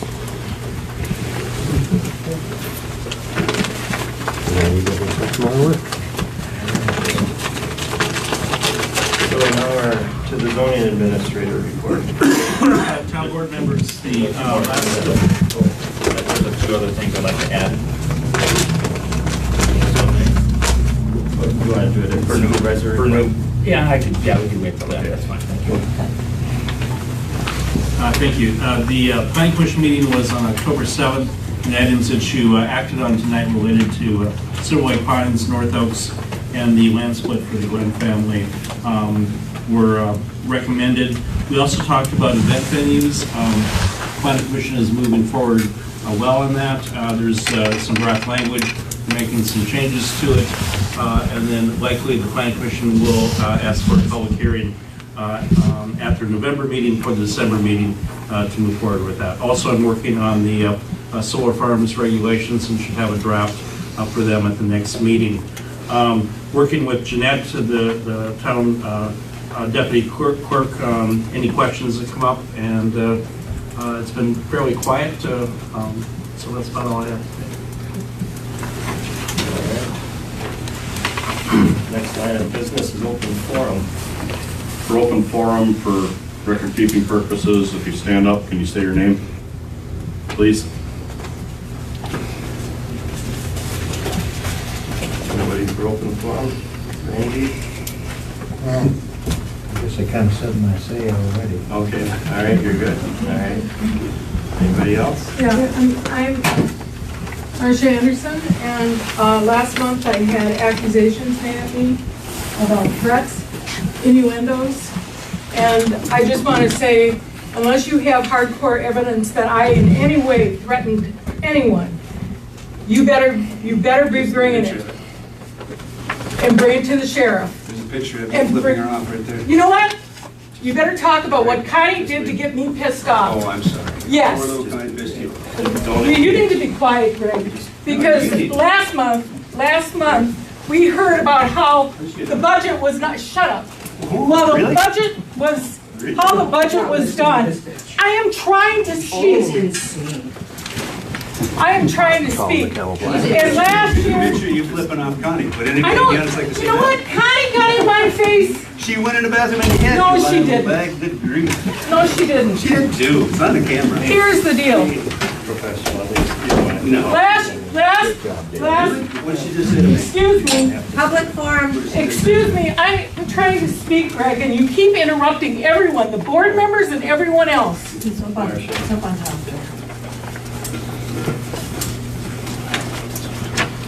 I don't need this, but what I'm gonna say is last month, people came in and they said, oh, well, we were at this meeting, this continuation meeting. I've got copies of, in August 16th, Mr. Greg Anderson called the meeting to order, okay? There were, at 7 p.m., it adjourned at 14 p.m. Attendees, Greg Anderson, John Roxbury Jr., Mark Riverblood, Eugene Stokel, and Jim Kussler. Then, in August 15th, 2017, we had another continuation meeting. All these people saying that they've been at these meetings. Okay, who was there? It started at August 15th, 2017 at 7 p.m. It adjourned at 7:06 p.m. They went line item by line item, line item by line item, Greg said. No, 6 minutes. 6 minutes is how long that meeting lasted. And who was there? Greg Anderson, Larry Zebar, Mark Riverblood, Eugene Stokel, and Jim Kussler. Then we come to 2018, okay? August 21st, 7 p.m., Greg called the meeting to order. Who ran the meeting? Greg. Okay, and it started at 7 p.m.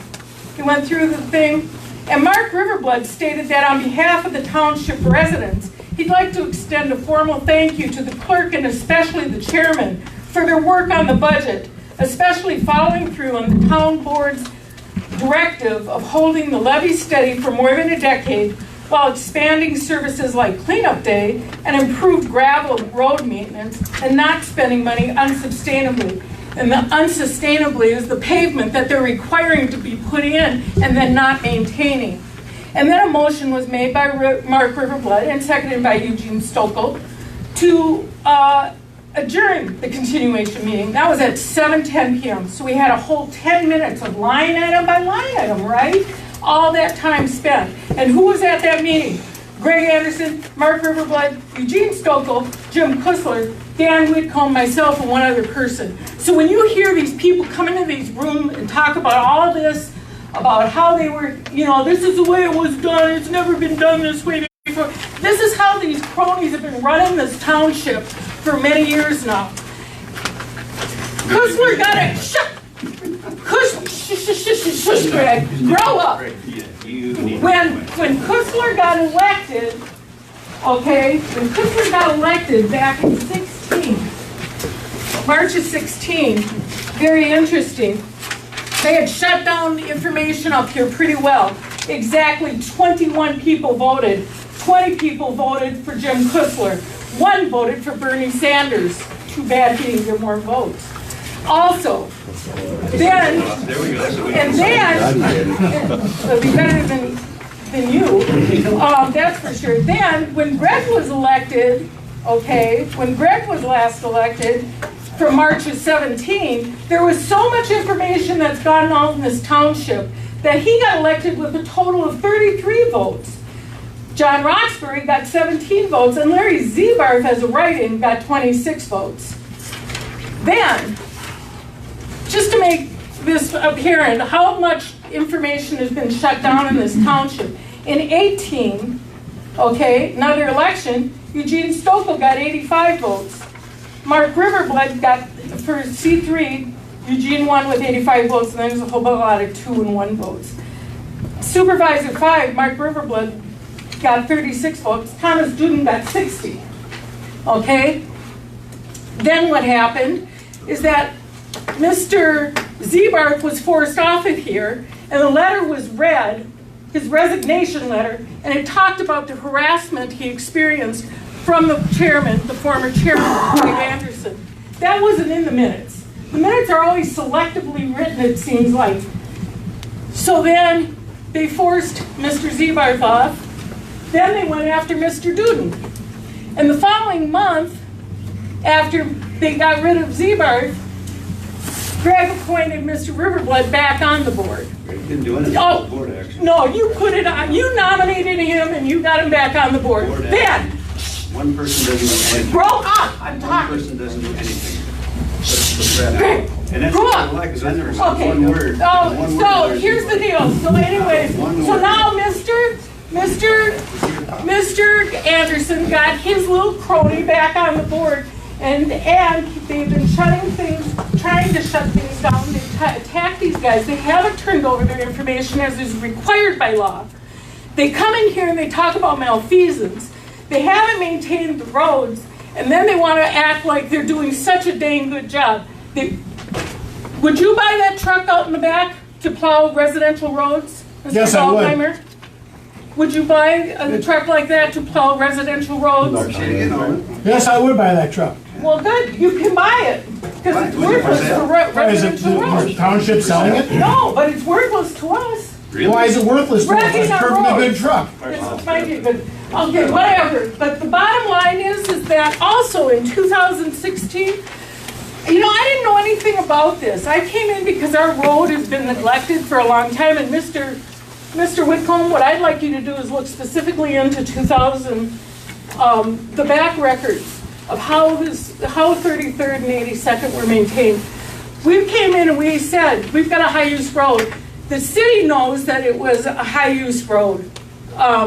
There was a meeting here, and it was and the school board, when they were going to use that road, they said, we're going to come forward and give you some money because we know that road needs to be upgraded. Greg shut them down and said, no, you have to pay for it all, and they pulled out. Fine. Okay, so then, So then, it's so interesting though, I didn't know anything about this. In 2016, people kept talking about this tractor. We got to wrap. Okay, one more point. People kept talking about this tractor, I had no idea, but all of a sudden, in 2016, from the annual meeting, Greg Anderson gave a road report and explained that there was some graveling and some brushing done throughout the year. Mr. Anderson stated that the township brought 2 newer snow plowers, one for $4,000, another for $14,000, and then he explained that they'll be selling the 2 older snow plowers. And then Mr. Anderson also stated that the township purchased a tractor and a mower to use for ditch mowing. Then, somehow, magically, in 2017, we've got all this talk about we should look into buying a mower. I don't know what's gone on here, but it's screwy as heck. And the bottom line is that our road has been neglected in many ways. And it's been by a long-term process. It's not just short-term. This is a long-term over years. And I'd like some reports on how 82nd and 33rd were maintained. And I'm tired of these lies. Talk about lies. I never said one word. So to right Larry on Z. to it. I never said one word to Larry Z. Not one. So you are a liar. Yeah. He's in there spew out lies. We can tell you what Larry Z. was tonight if you want. Stand up and state your name. Bonnie Nelson, Princeton Township resident for 39 years. I just have a question and a comment. I was just wondering, now we're going to be doing this audit that was approved, or will be approved possibly. I was just wondering where the money from that in our budget is going to come from, which line item, if you can tell me. We don't have. If it is approved. I know you're going to talk to KDV. No, you're going to talk to Archer. KDV or Archer. Okay, so we'll have to establish what it's going to cost first. Okay, so whatever it costs, and which line item is going to come out of the budget? We'll have to make a board decision on that. Okay, so you don't know. Okay. Nothing's been planned. Good. Okay. Then the other thing comes from salary. Well, we're going to be paying the clerk, so I'm sure her salary is going to. We're going to have. Okay. Yeah. Thank you. The other thing was going back to not approving the minutes. Okay. Part of the reason that I'm concerned about how the minutes have been recorded is we heard on the budget that there were 10 yays and 5 nays. You know, we've thrown out that number because you guys counted it, whoever it was. How do we know if those were township residents? Because if we look around here tonight, there's quite a few. I mean, if you ask for a yay and a nay vote on people, The budget doesn't get voted on by the township. It gets voted on by the board, and that's about 10 and 5. Okay. So during the open meeting of the continuation of our annual meeting, we vote on different issues. Is that correct?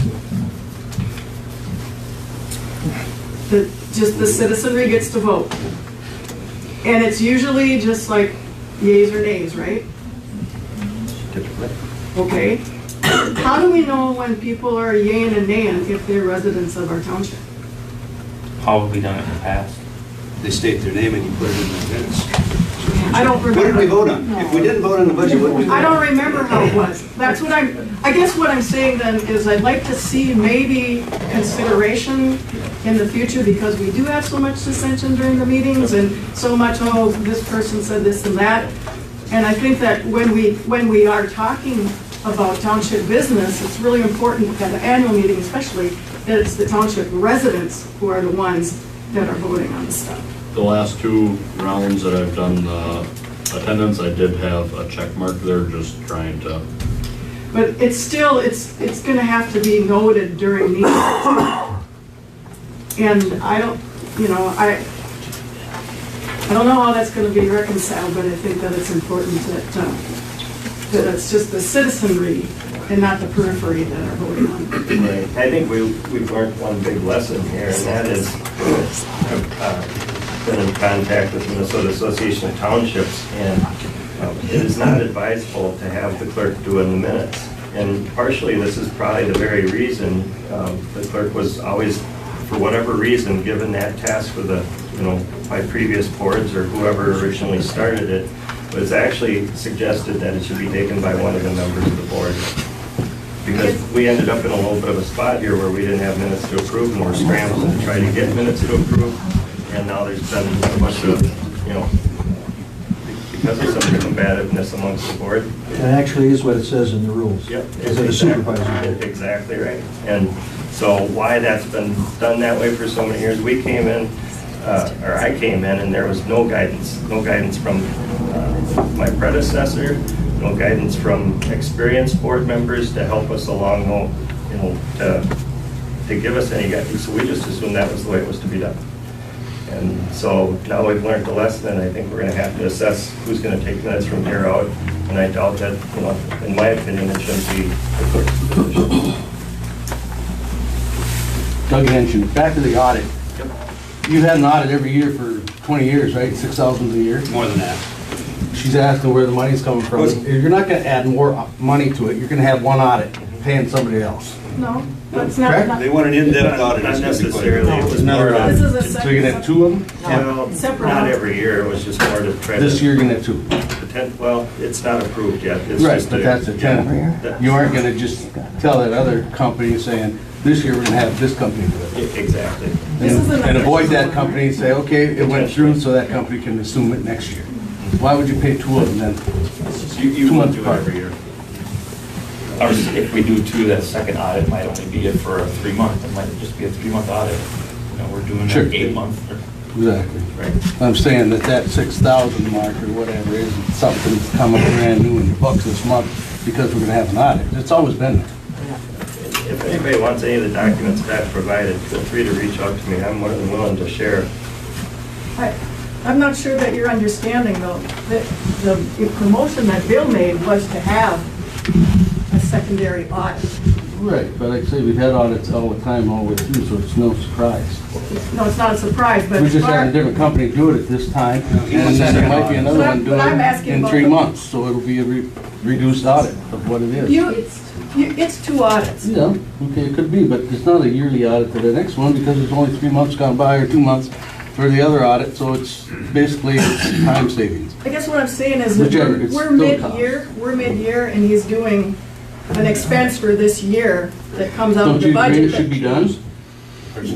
There was one that's already been done, and I Should believe this it's one already. be done when somebody leaves an office? Shouldn't that office be cleared of any paperwork so the new person doesn't get stuck with it or something comes back to it? Well, I want to just know to where that extra money is gonna come from. Okay. For the, It's going to come from, that's where it's going to come from. Everybody in the room gets We'll it. have to dictate that. same place See where that's going to come out once it's decided. Dan?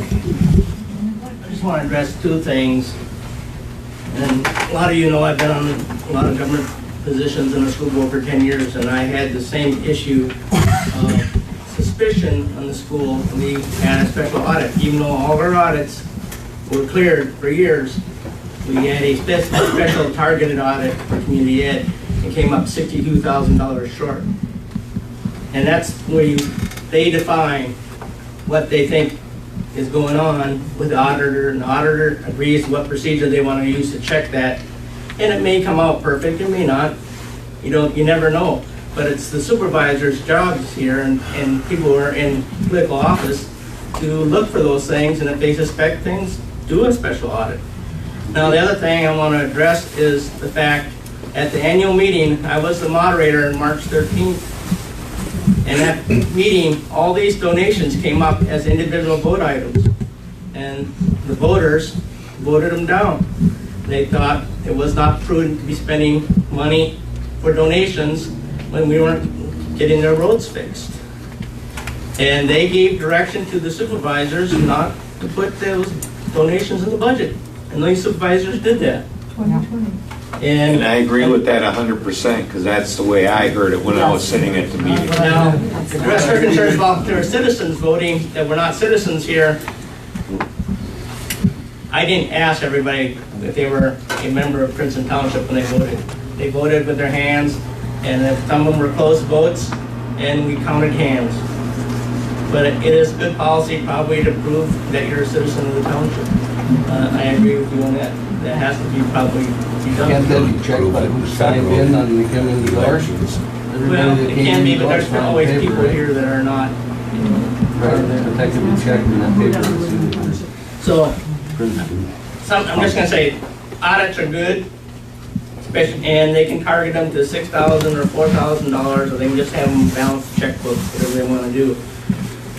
In the school district, there was $100,000 for the checks sitting in a desk for 2 years that weren't cashed because some employee was just too lazy to give them to the business manager. You know, so those are things you get into when you change people. Those audits are very account specific. But you should, They're not yeah, asking the and whole KDD thing. is a good company, I use them, you know, but we sit down with them, we say, this is what we want, this is what we suspect is happening. How do you recommend do this procedure? And they give a recommendation, and we ask how much it's gonna cost, they give you an estimate, and if you like that estimate, you do it. That's all I have to say. Mark Wilhelm, former supervisor. Just two things on roads.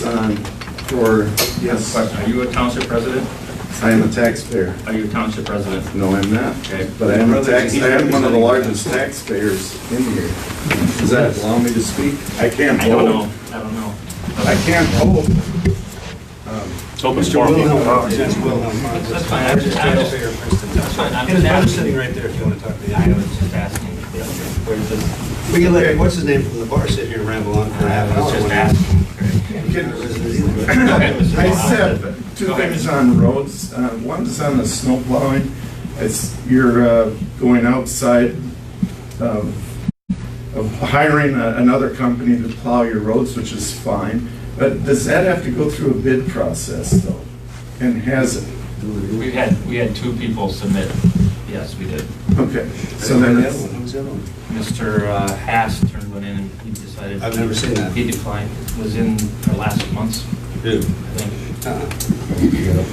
No. Yeah, it was. No, okay. no. Well, that's the one question. The other one on roads. Bill, you've been working on this comprehensive road plan. It's a good idea. How long have you been working on this plan? I've been trying to pull together gravel data since March. We hit a road review in May, I think. So we got information from the engineer in I think it was April. So I've been coming up with it, trying to figure out where we're at and how much, which roads have even been hit with gravel. Okay, and what's your target date for the completion of the comprehensive road plan? Well, I don't know if it's going to be how do you define comprehensive road? I mean, That's what you said, was comprehensive. yeah, I'm just wondering what you feel is a comprehensive. Well, you have a plan for every road. Yeah. The plan and is. you've been developing this plan, and you've started in March. When is your completion or target date for that? The plan is to have, well, when we start graveling next spring, I'll have a plan for which roads we're going to gravel, and that's what I'm going to be working with Todd McLeod on to figure out which roads we're going to focus on for chip sealing and crack sealing. So that'll be ready. We need to get some contracts ready to go by February at the latest, so that we can get some decent bids. So that's my plan. So, and within that plan, are you looking at major road reconstruction projects? No, I wouldn't say anything major. We've got 50th County Line Road that has a few poorer areas that may need to be looked at. That may need to look at that? Have you driven down that road? Holy hell. Pretty bad.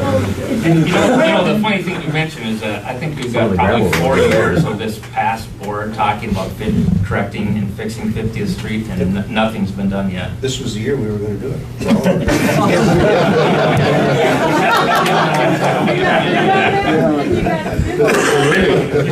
Anyway, to answer your question, Todd McLeod's road plan is going to cost $400 and some thousand a year over and above our regular budget.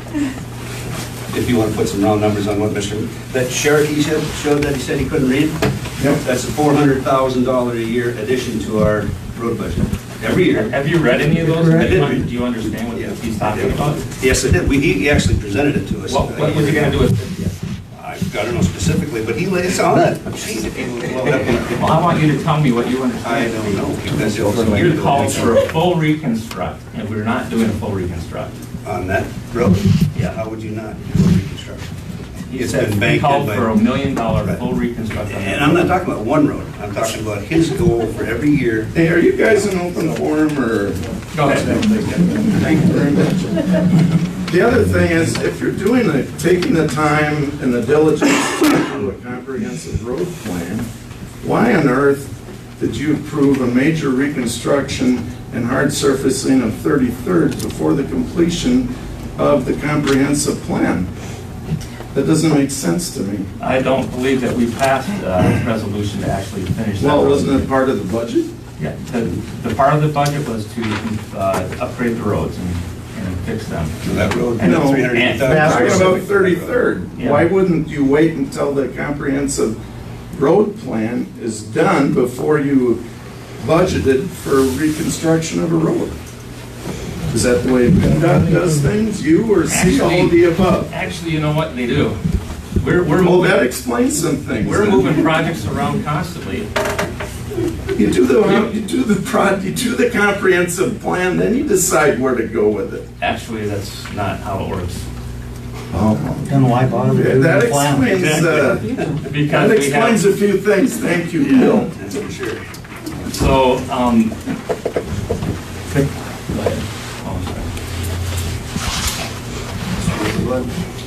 Thank you, Chair. A couple of observations on the road plan that I think support Mr. Rosenbaum's observations as well. I have them listed here 1 through 5, just kind of keep me on track. Your plan presentation suggested that the plan should be based upon priorities, and I agree with that. And I think any engineer, and any MnDOT engineer would agree that arterial roads are clearly going to be a priority, not dead-end residential roads. So I support the observation that the plan should be done before any further work will be done on a dead-end residential road, and that would include soil borings. You're already spending money on it. Two, it suggests that the goals of the plan... Which road is it? I'm speaking, you said that the goals should be based upon data. And again, I agree. And that's makes determinations like crack filling, sealing, overlay, and also gravel. And 3, you had mentioned that decisions should not be based upon personal opinion. I would agree. A couple people making a recommendation to the table, that doesn't sound like anything but personal opinion. And then the 4th observation, your plan here tonight said that you recommend developing plans to support township budgeting. That sounds like code for tax increases. And 5th and last, you presented a graph that Township Engineer Todd McCall prepared for us. What was left off is that bottom line code that Mr. Anderson had mentioned. I think it's more than $400,000. It was about a 10-fold increase over and above our $110,000 road levy. And that is going to drive people out of this township, and the people that pay the most are the major landowners and businesses, the ones that we want here in the township. So with that, I would refer to my recommendation earlier, and that is have the township engineer here and present that plan to take care of the existing blacktop roads we have, because we cannot afford to pave any more roads, and we can't afford to pave the ones that we got, and we've just agreed upon some of that here. And then lastly, I mentioned County Line Road. This County Line Road, we need to connect with Sandy County and Wyanett and investigate whether they should pay for half of that. So that's the kind of things that should show up in your plan. So I would recommend that the board not spend any money until this plan is done. And then I would also be very clear when you have the township engineer here, presumably next month, to identify what developing that plan is. Because I don't think you're going to do it all yourself. I think you're going to have the township engineer doing it. And I would suspect That's what my motion was. for 2 hours. We paid close attention to that. You're not going to get a plan for 2 hours. I can guarantee you that. Hang on, I'll conclude right now. And then have the township engineer identify what his hourly rate is and what realistically developing the plan as outlined here in our presentation tonight is going to cost us. Because it's not going to be 2 hours times $185. gonna be a lot of money. And I think the people in this room, for the most part, have the wherewithal and the smarts to make good decisions. And when you look at the bottom line for taking care of the blacktop roads that we have, we can't afford it. Gravel is the best way forward for maintaining it. But do the plan and identify those priorities as you indicated. Anybody else? Here. Joe Minks, resident. I just want to point out that it's easy for prior board members that led us into this problem with the roads to criticize present board members and pushing them to say, well, when's your comprehensive plan going to be done? Well, we haven't had a plan because it's worked just fine for the last 20 years not to have a plan. We got plans, Joe. But we got prior board members criticizing. It's open. I've got the floor. We got prior board members criticizing present board members for trying to do something. And when you talk about this 300,000, 400,000, them are just numbers tossed in the air, just like Greg tossed. Well, it's going to cost you 30,000 for that audit. It's going to cost you 40,000 for that engineering. These guys have got a budget set for the engineering part. When you see that, then you move to the next step of bidding it. But just to throw out this, it's going to cost you $350,000. I can pull that out of thin air. Okay. That's all I got to say. That's what's in the budget, Joe.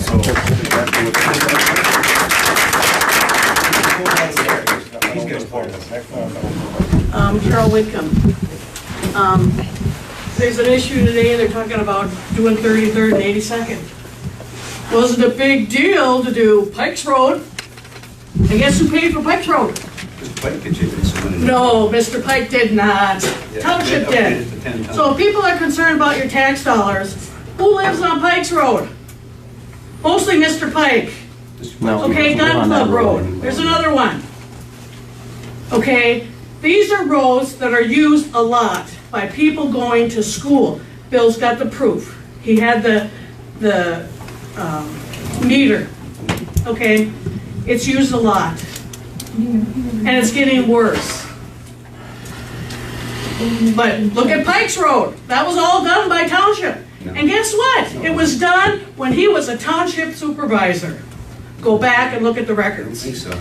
So as you as taxpayers, you're concerned about spending, you go back and look at your old supervisors. And then he talks about agreements. Bill's trying to work on agreements between the city and the township.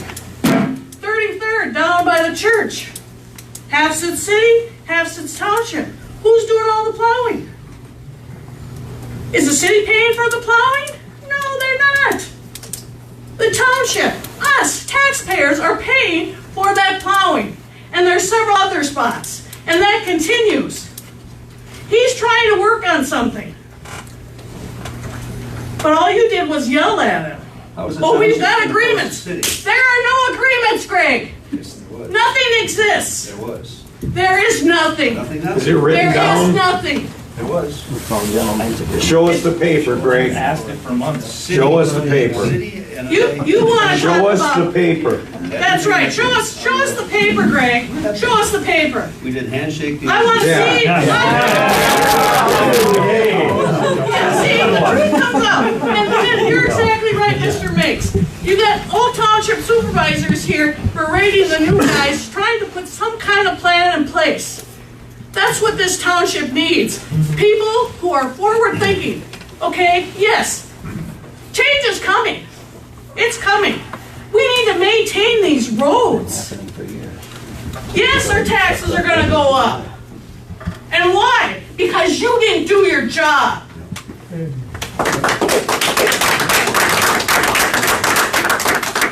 Anybody else on open forum? Yes. Kevin Walls, live on the second busiest township road. It hasn't had a meter on it yet. I just wanted to say one thing. In the past few years, the snow plowing job has not been done very well. And I did notice last March that the plowing was done by someone other than the township trucks. My understanding is they were broke down. And they contracted those last couple snow plowings. They did a way better job. They at least got the road surface cleared. Instead of being a 2-track all the way up and down that road, it was full width. They got the snow off the road. Yes. I like that. Yeah, they brought a grader in. The only thing is, they still plow down into the cornfield instead of the corner on the road. That's a bad one there. That's all. I agree. Cindy McDonald. Greg liked to talk about the background checks for our employees or anybody we're hiring, but, you know, we have people here, have they all had background checks? Has it, since we're worried about township and who's representing the township, has each of the people, including the ones former, had background checks as well? Have you done one on me? I ask you a question. Not that I know. I got a lot of stuff on you. Google does great stuff finding things out. So, and as far as your tax, property tax, I've followed a lot, and it's very perplexing. Property taxes. I'm figuring it out bit by Property bit. taxes are open to everybody. What's the secret about that? That's just And the other standpoint. thing I'm wondering is, what does Greg do in between meetings? Is there, I mean, like, you guys are checking how many people are on the roads, and you're checking out the kinds of roads, and you've got graphs, and Thomas is helping with some of the minutes and typing them out, and you talked about looking in the thing for the computer information from the past, and even trying to get him to handle Connie and getting more facts from her. I haven't heard anything of what Greg does in between. I mean, is there a way that he maybe can go through a file and look at something, or maybe he can collect some of those people that he says came to him with information and use the phone, the hard line, landline, and talk to some of these people? I mean, I don't see that Greg is being a team player and presenting any effort towards this board and the township residents that you were elected for. There's a bad statement. So, is that it, broken for one more? Kenny? Yep, at the end of the last meeting, Gene Stokel asked me about rekeying the locks for the building. And I told him that I wanted to bring it up at the next meeting because I didn't want to just talk to one individual on it. I wanted everybody to know, I've changed the locks on here 3 or 4 times over the course of the last several years. It's not an expensive change. I mean, it's a inexpensive kit that I rekey them. But I just wanted everybody to know that if that's what they wanted me to do, it could be done with my regular time as I do for the maintenance for the township. But I just wanted your permission to do that, so it's all in the up and up. I'm not talking to one person, I'm talking to the entire board. So, Anybody want to entertain a motion to rekey the locks? I'd make a motion to allow Kenny to switch out the locks. Motion made to have Kenny switch out the locks. Anybody want to second that? I would second that.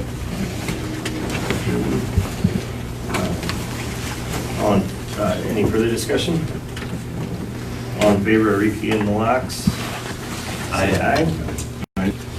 Who's going to get copies? Aye. Well, that might be the next motion. You want to have a...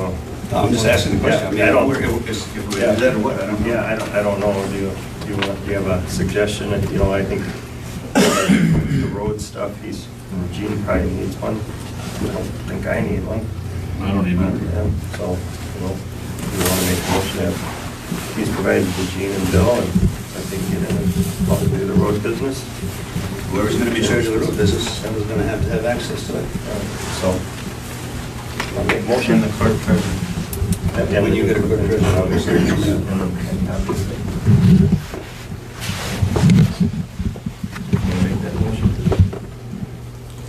Yeah. So Mr. Anderson makes a motion to provide keys to Kenny, the chairman, the new clerk, and also Mr. Whitman doing the roads. Is there a second for that motion? I will second that. Any further discussion? All in favor say aye. Aye. Pass unanimous. Okay. Now, onto the supervisor's reports. So for the fire department, one of the questions was we have a fire contract, and to get a copy. Do we have a fire contract? Mr. Riverblood, I'd like you to stay, please.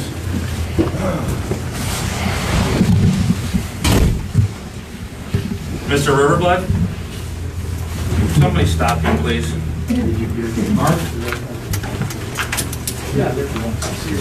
Asking for the fire contract? No. He won't say. All right, I'll make the motion now in front of everybody. We'll go off this supervisor report and get to another one. For the past 6 months, it's been mentioned already, I've asked many times if there's any information regarding our roads or our bridges. I've asked it. I've asked the clerk, and I've asked it at this board meeting. When being sworn in, I asked if there's any data that I need to have. I was told nothing. Again, I've asked on more than one occasion for that information. And I think Mr. Persing brought it up earlier that we have been running blind as a board. We've got almost, Connie's was helpful with getting me some gravel numbers, but when it comes to any other information, we've gotten zero help. So in accordance with Minnesota Statute 36701 and 360944, I'm making a formal demand that Mark Riverblood surrender all township materials that he's in possession of, all books, records, policies, and property belonging to the office, dated today.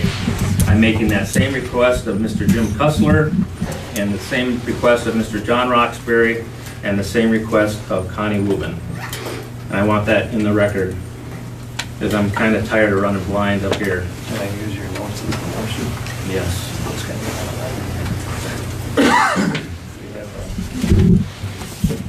Do you see any issues? Yeah, do you see any issues with it? Discussion, so. All right, the motion was made that. It wasn't really a motion, it's state statute. They need to turn that information over when I ask. And I should have asked for it earlier, and evidently asking for it nicely doesn't work. Yeah, I got nothing. The books.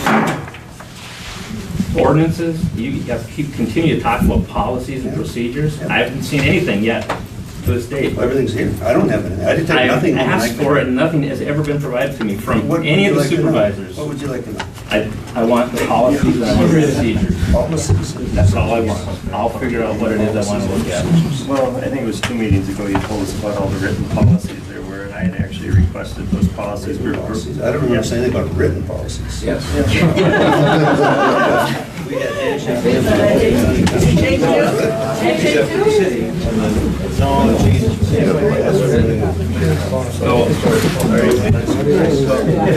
Bill, you got more there.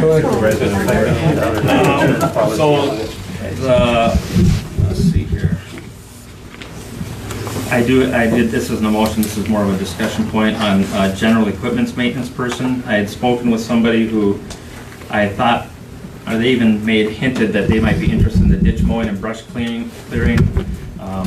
They decided against it, but they are very interested in doing our equipment maintenance. He'd like to start a preventative maintenance log for all of our equipment. His rate would be $50 an hour at our garage or his for all of our equipment maintenance.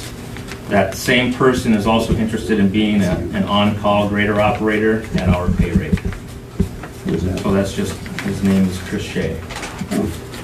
Scotty Schmidt, who had just left, he wanted that job at road one too. So that's just for something that'll be kind of old business possibly for the next one. I'd also like to make a motion to have all monthly financials have copies so that every time we review a monthly, instead of just getting a ledger showing what we're paying out, I'd like to have the copies of the checks and attach the invoice with a summary of the listing for the month. I've never felt comfortable just signing off on a financial without even knowing what the invoice looks like and who it's going to and what it's Invoices for. were always in that manila envelope right That's there. right. My motion, though, is to have all monthly financials have copies so that we can actually look at it during. I don't want to have to go back there and ask somebody to pull. No, they were right there by the sign-in sheet, always, every month for 27 years. Nobody told me that. Oh, yeah. They were always, she told me. So, the motion is to have all monthly financials have copies of checks attached to the invoice with a summary listing of the month.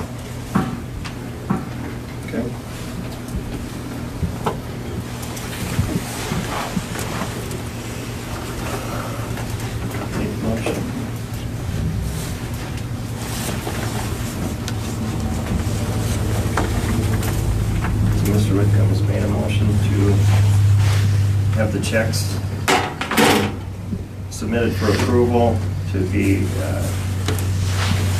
attached to the corresponding invoice. Is that correct? Yes. At least a copy of the invoice. Is there anybody that would like to second that motion to have the checks attached, or a copy of the check? Or a copy of the motion? That's good business practice. Further discussion?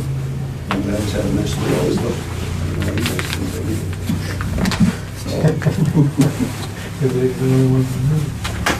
All in favor, say aye. Aye. Aye. Bill, Pass. we should have the lawyers send letters so them people comply with the state statute. You're assuming they have some. They're not suing. Maybe they haven't, because they didn't do anything for the last 10 years, obviously, with the roads.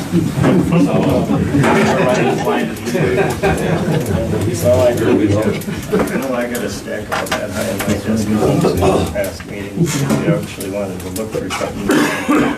I even started putting in the 3-ring binders. You want all the old minutes and everything back? Well, anything would be helpful. Anything that's possession of all books, records, and other property belonging to the office. That's fine. Wow. That's a state statute. What we through one? Well, I guess. No, Mr. You're kind of, I mean, quite frankly, taking that a bit out of context. So official minutes are maintained at the town hall. It's not something individual supervisors are maintaining. With respect to supervisors, that relates to things like keys or passwords. That is not, official documents. Those are in the town hall, typically in possession of Ordinances? Any ordinances or policy books? Again, official copies are not maintained by individual supervisors. Those are maintained within the town hall. Or whatever the protocol is. I have some townships that don't have a town hall, and it goes to the clerk's residence. That's what we're talking about under that statute. It's not to provide every meeting copy of agendas or minutes that a supervisor or former supervisor might have at their residence. These are not official documents. So we don't, so if they don't have it, then we've never had I'm guessing then, any road data then, because I'm having to make it up. Through this information. And so we have a road tour every year, so we can go out with the engineer and/or contractor, figure out what roads need. You haven't been out with the engineer for, what, 5 years? 2 years. When he made that plan? That was 2004, 5 years ago. No, we were after that, we had a meeting. Okay, so, the rest of the report concerns the traffic, or the fire advisory board. Do we have a fire contract? And I'm not necessarily saying we have to get it right now, but can we get a copy of the last 3 years if we have it? We'll just put it in the minutes when the new treasurer starts, clerk treasurer, let's get that information. And so, Back to the document. So when the township has an official set of records, how do supervisors get a copy of it? Do we have to actually request? Because that's what I'm to understand. I've requested several documents be provided, and it's never been provided in the 5 or 6 months that I've been on the board. Very, very little data comes through. So you have access to records as a supervisor. I mean, you're free to come in and go through stuff. Generally speaking, these things are handled informally, and if the supervisor requests a copy of something, that's typically provided. But you have access. I mean, quite frankly, the public has access to records. Yeah, it was, simple stuff like written policies that we supposedly had talked about in discussion that we don't seem to have copies of, or just went non-response. Okay. So for the fire advisory board, looks like in last month, there was 113 calls so far this year. In 2018, there was 364. Grant updates, grants are beginning to release. They haven't heard who's receiving them. DNR, the 50/50 grant, it's a $1,700 grant. The engine 8, the tank leak was fixed. It cost, this is not, about $2,000. New business for that is that old command truck. It's a 2006. They're looking to replace it. Maybe around $40,000 to $50,000. And then also they're looking at replacing their old, let's see, they got 6 old turnout gears and they need 9 new ones. Evidently that's something that they change out every, I don't know, is there a fire, anyone from the fire? 10 years. Every 10 years? That was all they had for that. And the new truck is a Pierce Enforcer, and it sounds like it's coming in a little under budget. So everything seems as though it's everything's moving forward as they had planned. And I think that's all I had. Was there anything else? Last month, you guys asked me who was handling the negotiation between Princeton and Wyandotte Township, and I was told Bob and Jenny Gerald were doing that. The individual that gave me that information had the wrong Bob. It's Bob Urbane, the administrator, not Bob Gerald, the public works director. So are they? You know if they're negotiating? I have no clue. Okay. Thank you. Then I got no.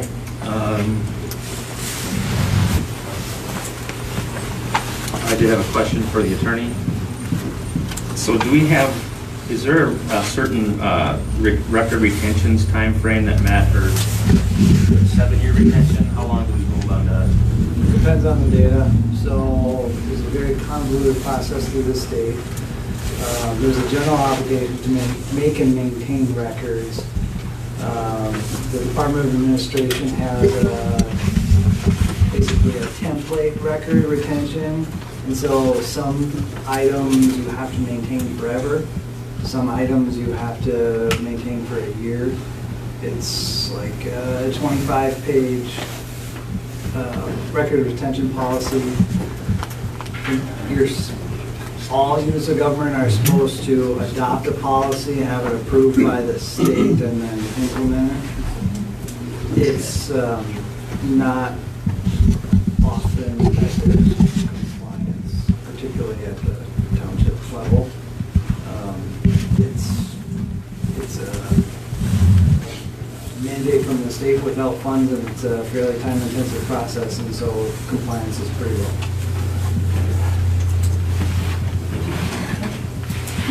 I have nothing further. Anything, Greg? Nope, I'm good. Mr. Dugan, you got anything on these? Just if I could get the corrections to the last month's minutes so I can get those changed.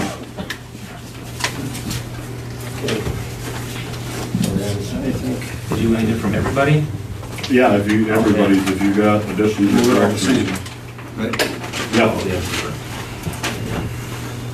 Okay, well, we're going supervisor report. I think we covered the planning commission pretty well earlier, so anybody want to make a motion to adjourn? Make a motion. Second. Motion's been made, motion's been seconded. All in favor, say aye. Aye. Aye.